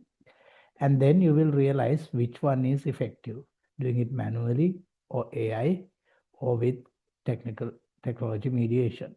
Right. Take your time. Avoid all the errors that we indicated early, we discussed so far in this paragraph, and do it manually. And yes, once you are done with your manual work, show me the final output in a snapshot. Yes. Make sure that once you're done with all your manual work, you are going to show me in a single snapshot the draft work and the final paragraph you have written as a consequence of your editing. So there are 4 types of errors that we were clearing, trying to attempt, and we are going to try it here. The time counts. Now it is 10:04. I'll be giving you about 11 minutes. So by 10:15, yes, we'll be expecting you. I'm expecting you to bring your outcome. No use of AI, no use of your word processor, but your pen and pencil and pens are going to work. If you have any questions, you can raise it and send it to me.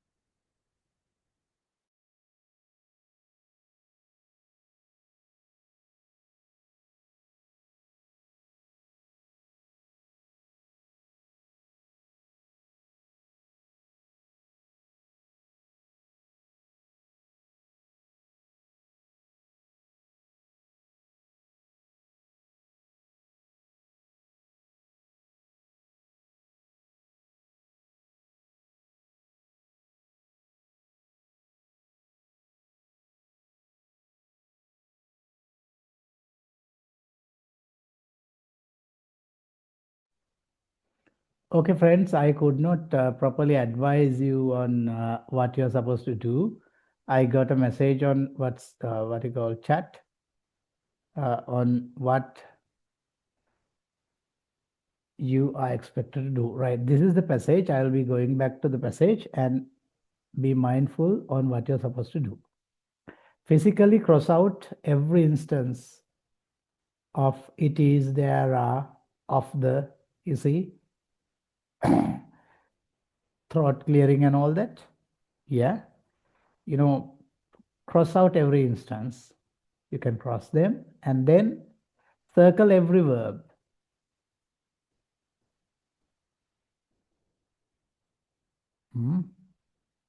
Circle every verb. Third, not this step, yes.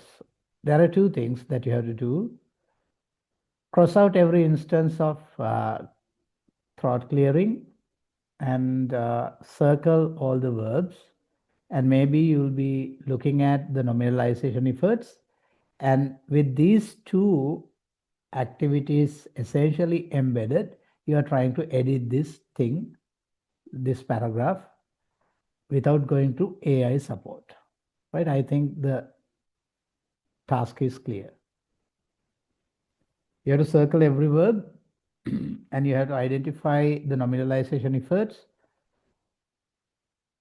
From the verbs that you identified, if there are verbs which are actually colorless, you might reduce them. And throat clearing instances, doublets, and if there are other sorts of what you call, if there are other editing defects and clutters involved, you'll mark them and correct them on the original. So first take the original and make use of your pens to do these things, and finally produce it with a fine-tuned, manually edited paragraph by your own. I think it's clear. Let me go back to the slide where the paragraph is. Here it is.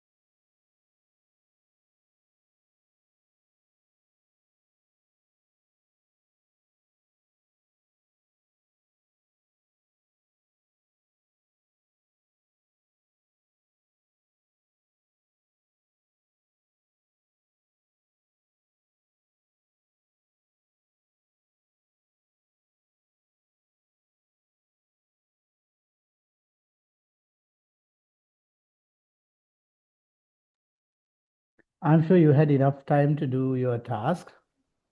And let us move to the next episode of the same task.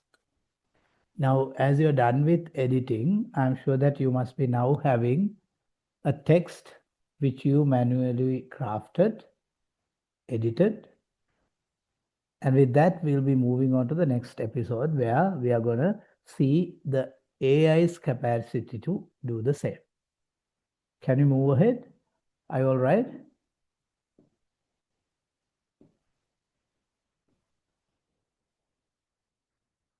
Please indicate whether we can move ahead. I think you had enough time to do the task.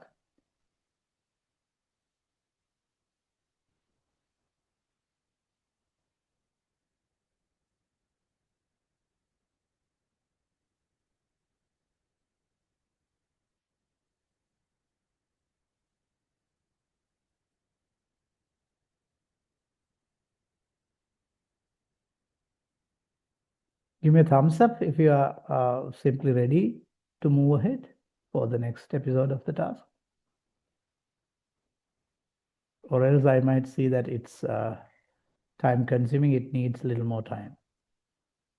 I don't mind giving you a little more time. I got only one thumbs up. Does it mean that you might need a bit more work, a bit more time? It seems. Okay. Sure, I'll be giving you 3 minutes more.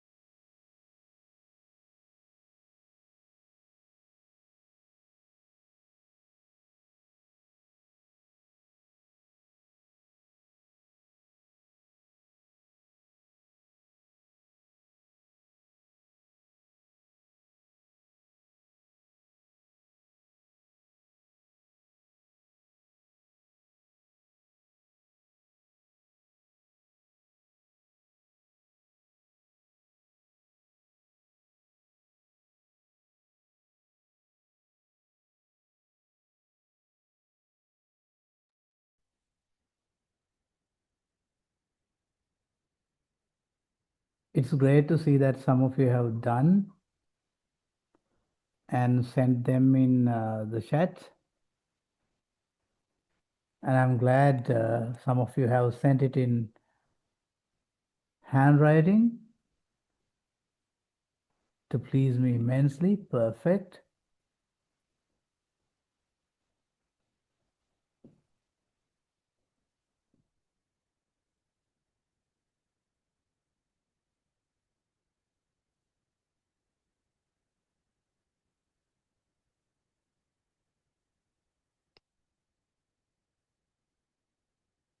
It is 10:24. Shall we go to the other half of the activity by 10:26, please? I wish you are done with the manual task.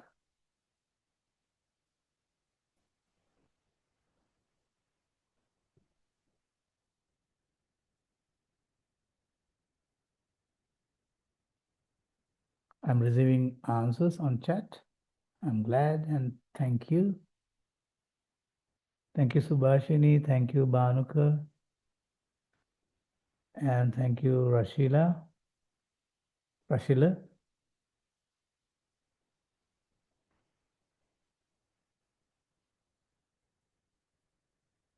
Thank you, Rojita.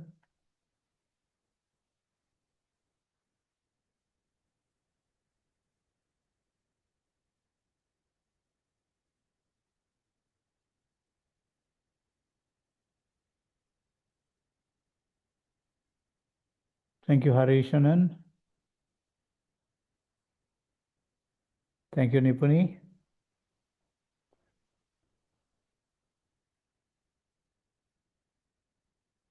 Now, see the sense of satisfaction you get after doing, applying the whole thing into your repository of experiences. Now, these will certainly guide you as to how.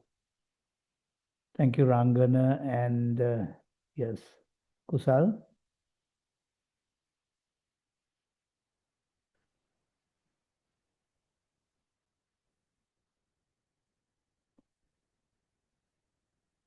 Well, thank you, Chamat. And thank you, Mahesh.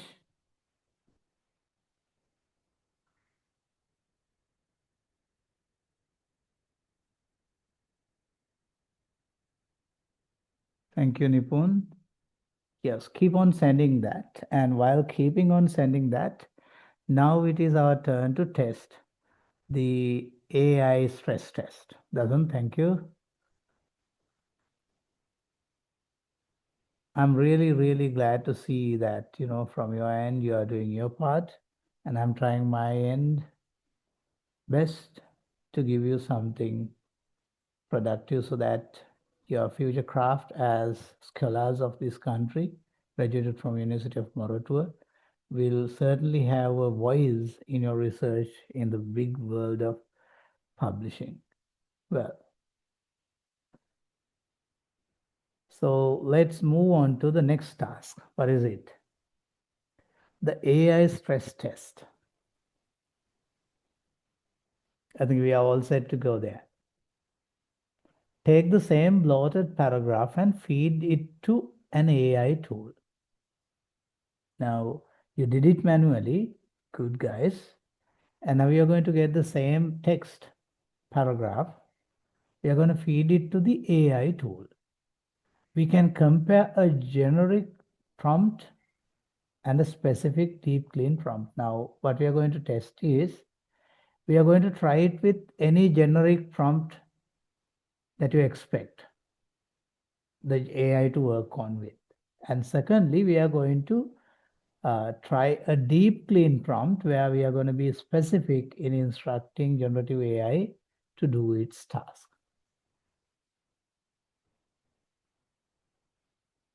Thank you for all those who are sending. Send them, certainly. And in the meantime, try and get ready for this. Right? So what is the task is, you are going to test the ability of the AI to do you a draft of the same thing under two conditions. Number one, you're going to give it a generic prompt with no much specification set, and you're going to ask generative AI to do it. And secondly, we are going to try it with very specific deep clean prompt, where clean it deep to the purpose we set here. There are criterions that we set how it should be edited. And setting those criterions in your prompt, you're going to try it as a second attempt. Now, we have a hypothesis before we move on to the test. What is it? We think that generic prompt will remove some words but keep the academic fluff to sound smart. Now, this particular text has some academic fluff, right? And we expect that generic prompt that we give to generative AI can can preserve the smartness of the article as it is, while editing it with a generic prompt. Keeping that hypothesis in mind, we are going to try it now. Can you all try it from your end and see? First, you feed the particular text to any of your generative AIs with a generic prompt, simply asking what you want to do. And then your result, you have to keep it saved in a Word document, right? Because I'll be giving you a chance to upload it somewhere in Moodle.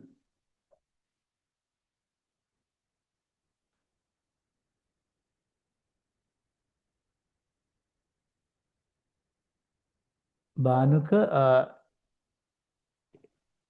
it is impossible to copy and paste because I took it from I took it as an image. And it is done purposely, but if your computer is OCR enabled,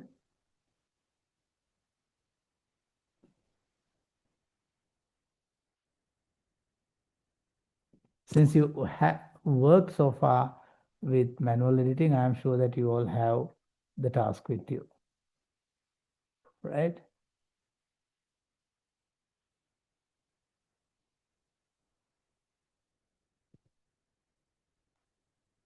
So what is the first task?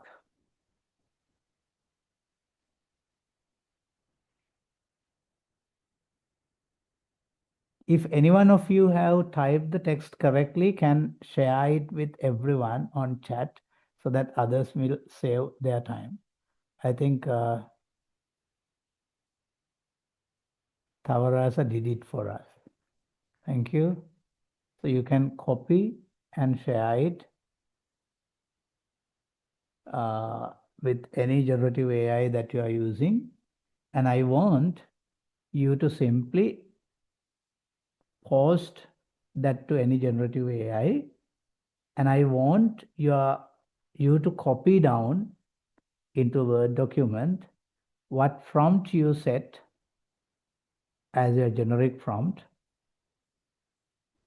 and what result your generative AI have given to you. And then in the second attempt, I want you to use a deep clean prompt where you specify your prompt from generic to very specific purposes. And then you feed it to the same AI and you copy down your prompt to your Word document and you copy down back the generative AI's results back to the Word document. I need everyone to keep this Word document ready with you because I'll be giving you a chance to upload it somewhere. And these will be, once again, data for a very rich research. That's why I'm inviting you all, right? So we have time, don't worry. Now the typing time is saved thanks to Tavarasha. Yes. I wish you The are prompt doing. we need to give. Actually, the generic prompt is anything. No, sir. Do we need to give a prompt for this the AI need to write according to the abstract mode. Yes, of course, Also, Subhashini. normal. Subhashini, Okay. yes. In the very first attempt, you can give a generic prompt, what you want AI to do with that text, right? I'm just checking how well you are prompting. That's one thing that I'm checking. And then we can go for the specific deep clean prompt.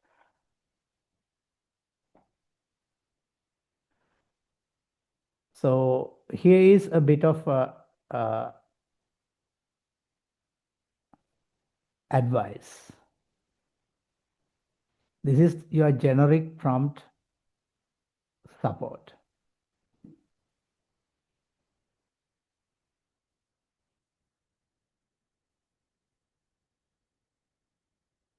Make this concise or something like, or rather, give it a generic prompt, what you want it to be. And then we can go for a deep clean protocol of your own.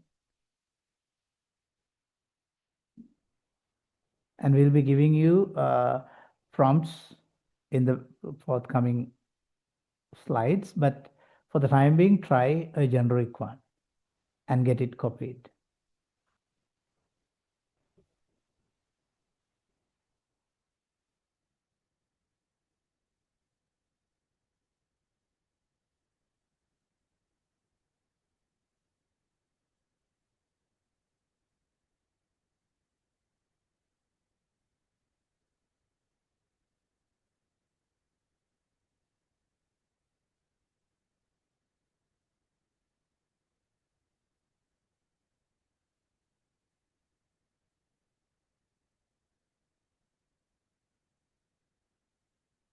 You do not need to pause the AI craft into the chat yet, Dasun. Keep it with you. And yes, keep it copied to a Word text. I will allow you a window where you can upload it later.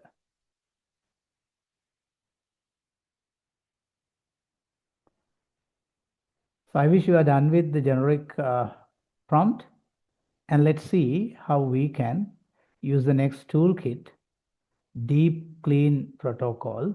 Let's do it and see how results are going to be different and very specific. Now this is a deep clean prompt. Can you see? Act as a script editor for a high impact engineering journal. Now we are training your generative AI to act for your purpose. Rewrite to improve flow using these rules. Number one, cut clutter, remove throat clearing phrases. Number two, activate verbs. Convert nominalizations, noun ending in I, back into active verbs. 3, kill weak verbs. Remove performed, the colorless verbs. And you say target 20% reduction in word count without losing data, right? So this is one of the deep clean prompts that we can suggest you to use in a very precise, specific prompt engineering scenario. Try with such a prompt the same text in your own generative AI platform.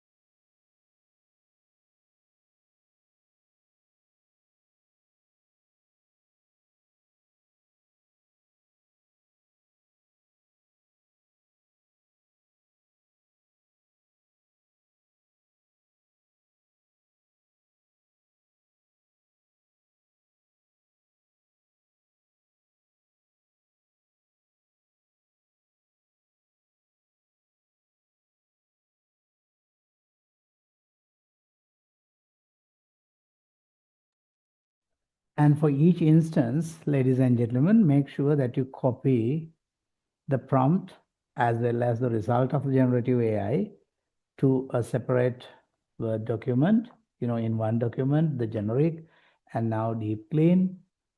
And maybe there will be further deep clean suggestions we'll be giving. And I want you to try all this in one document where you can report it back to us. And I'm sure that it's going to make rich data for us to do a bit of research from our end as well. So help us altruistically with this.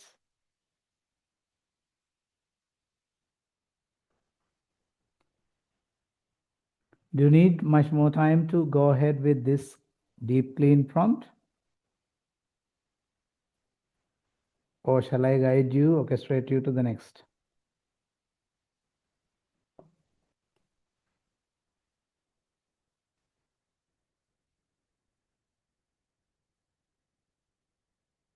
Nipuni, yes, you can use even the same thing that you see on screen, or else something like this crafted by you, right?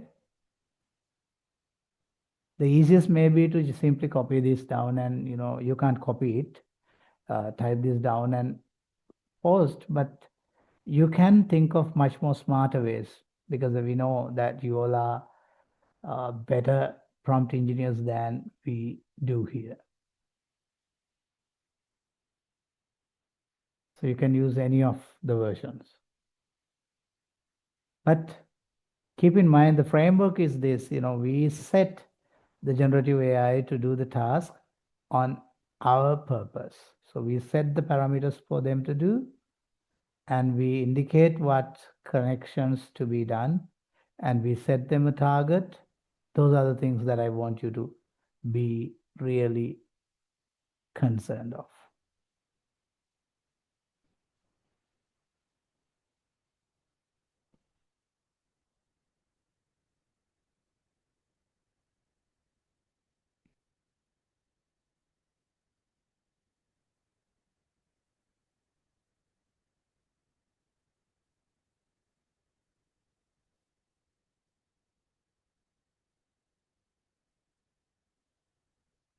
Do you need much more time? Now it's 10:42. Can you finish this task by 10:45? So that we can move on to the next slide and see what we expect you to do further.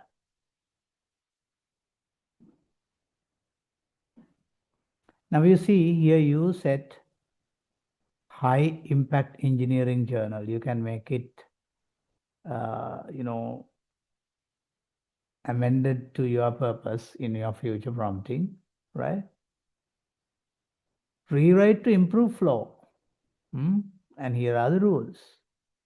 Now you are inviting the generative AI to act as a strict editor. So they can act if you invite it, and they can act if you set the guidelines for that, right? And since they are so versatile to adapt to such roles, do not waste, or rather, do not simply get the work done easily.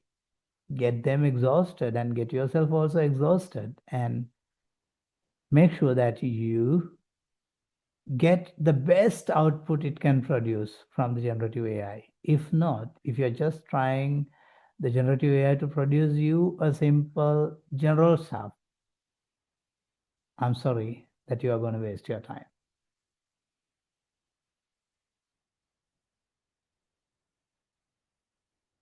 You have 1 more minute to work with this prompt, and then we can move on to the other task. Manura, actually, you don't need to post any of the AI generated stuff here. Keep it in a recorded or rather saved Word document. I will show you a place in Moodle where you can upload it. Well, shall we move to the next slide and see what is there? Yes. Now, this is a redundancy radar prompt. Now, a second prompt attempt. You see, now you are inviting the generative AI to analyze the following text for redundancy. Specifically look for doublets, pairs of words that mean the same thing, category redundancies, we taught you what they are, list instances and suggest alternatives. Now, this time you're going to learn with generative AI. Now, you are inviting generative AI to look for doublets and category redundancies, and you are inviting generative AI to suggest you alternatives for that. You get? So when you invite generative AI to suggest you alternatives, generative AI will have to try more than one algorithm to produce several alternatives, from which actually you can pick the best that fits your identity. Did you get? These are simple ways that you can make use of this technology to tailor-made the final craft to something that fits your right identity. Right? I'm inviting you to try this quickly. Don't waste much of time because we are running out of time, coming closer to 11.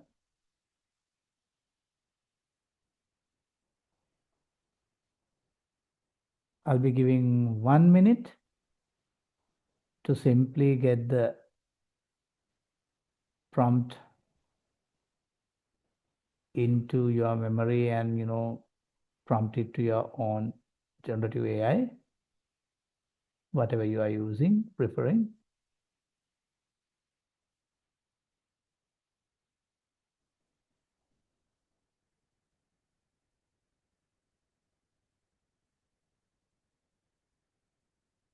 This is what we call redundancy radar, which means, we give it much more flexibility with many alternatives.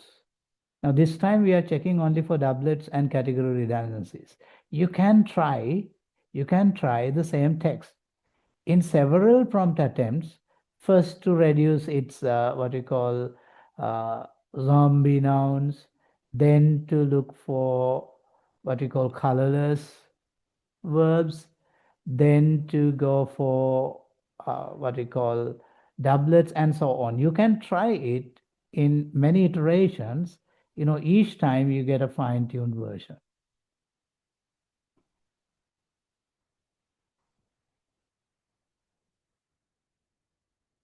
Okay, Rajita, I'll brief it once again. You go ahead with what my slides instruct you on your generative AI.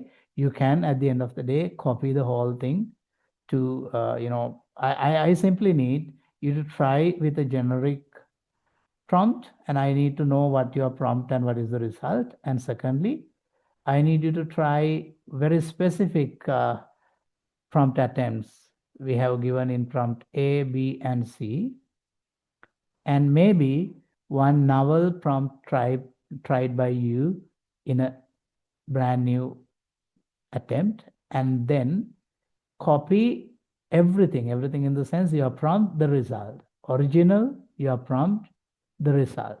So if you can get the whole thing into one document, you can copy it. All generative AIs record its canvas, so that no worry that you can copy it. And we want that data to be delivered to us. I'll show you, I'll create a window where you can upload it.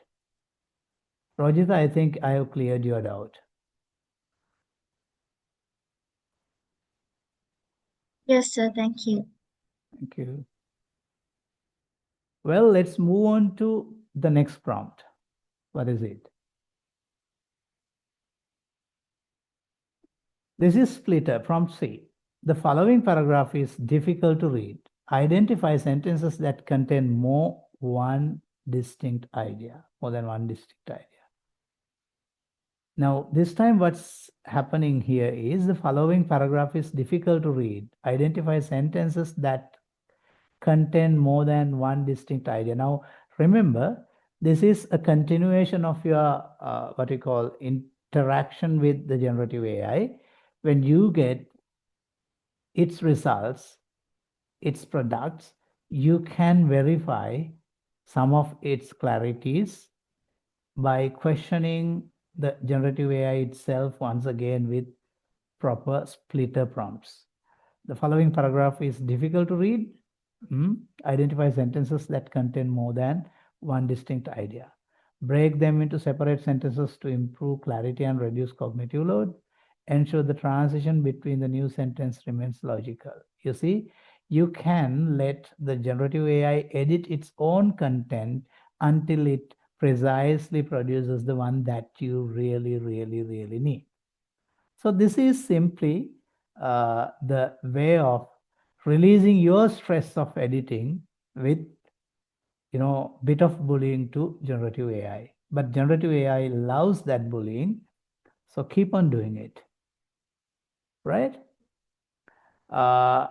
Now we are moving on to comparison analysis, right? Now at the end of the day, once you decided this is going to be my last prompt or rather product or rather craft, these are the things that you have to double check. See whether this is the audit state of your final draft.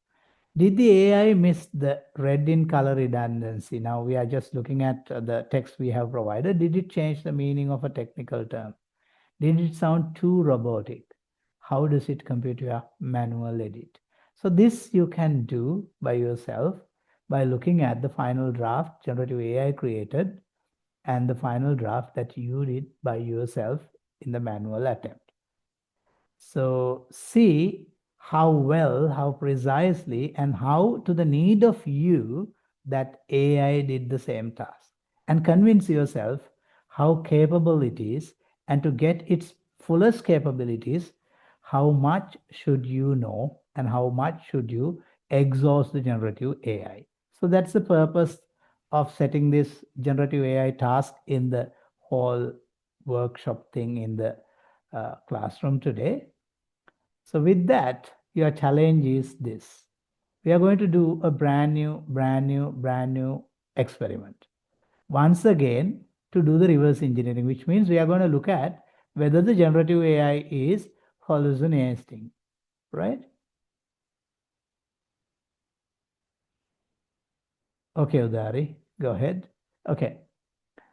Reverse engineering, this time what we are going to try is provide the AI with a perfectly concise sentence. You are going to give a very concise sentence. Make this verbose and academic. සිංහලෙන් කිව්වොත් ඔයා දෙනවා ඉතාම සංක්ෂිප්ත හොඳම හොඳ sentence එකක්.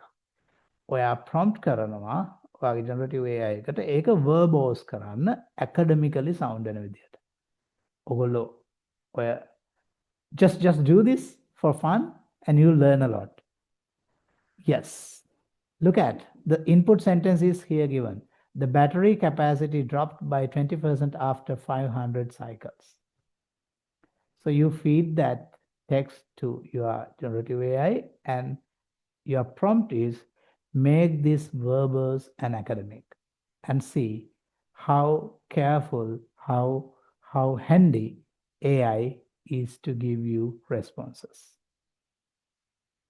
I wish you got the sentence copied and the prompt copied. Are you? Because I want to finish the whole thing in 2 minutes time, giving you 5 minutes in advance.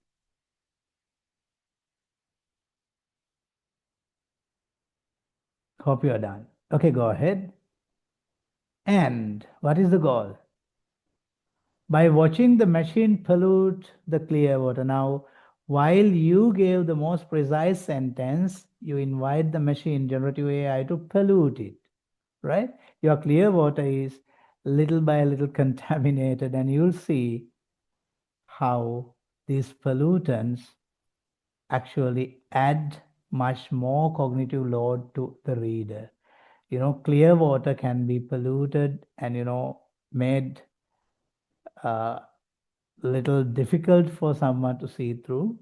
And this is simply the analogy that I want to clear you today. So when you have crafted the most, what we call, your agency indicated, or rather your identity secured draft of your manuscript. You keep it and audit it for your agency and your signature in it.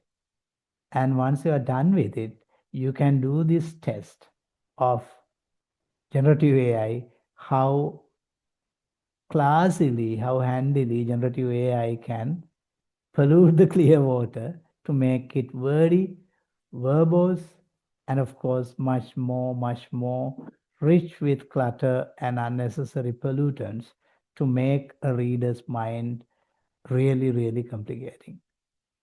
So, ladies and gentlemen, what we tried today is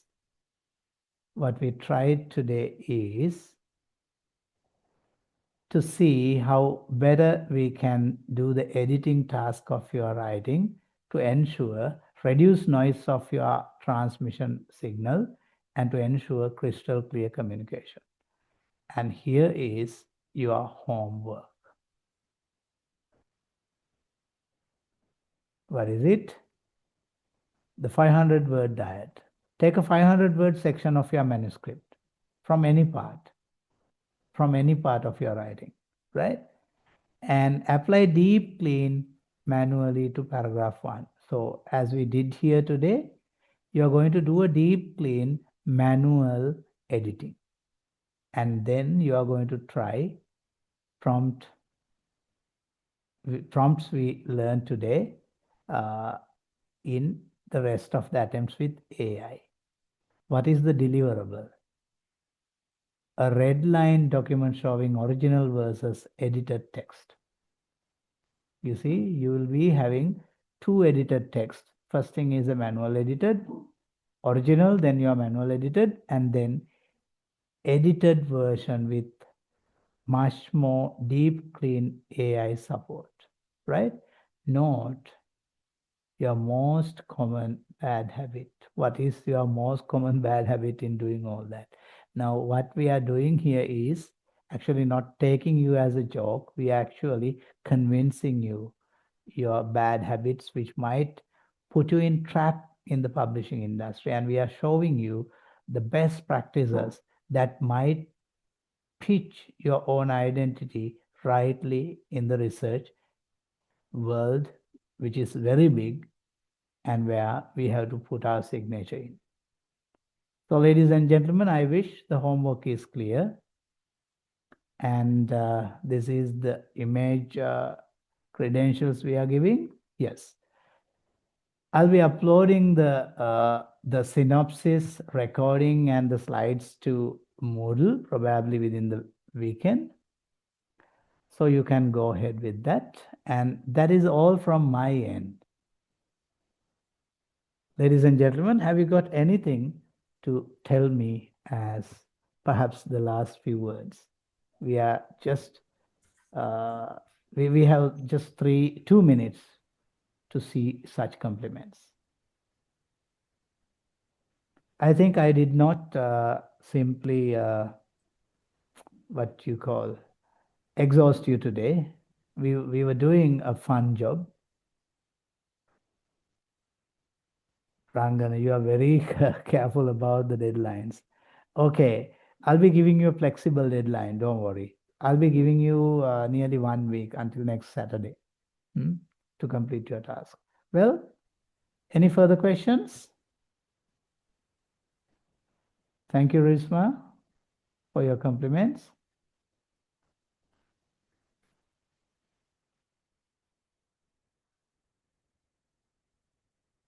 And I would love to hear from one of you. Yeah, thank you very much. Thank you, Yeah, Mahesh. we learned today the many things, micro editing and all the things about the lecture. Thanks once again for your lecture because we learned the many things. Thank you, Mahesh. It's a very kind of you stimulating me by giving your genuine feedback. Thank you, Mahesh, once again. All are very important for our undergraduates also. As an academic at Moratuwa, now we are doing the many dissertations. Yeah. I think the content also very important that regarding micro editing and all engineering of sentences all are very important for our undergraduates in future. Okay, thanks once again. Thank you, sir. Nipuni, I haven't created the uploading place yet. I'll create it. Thank you, Manura. And thank you, everyone. And looking forward to see you with same energy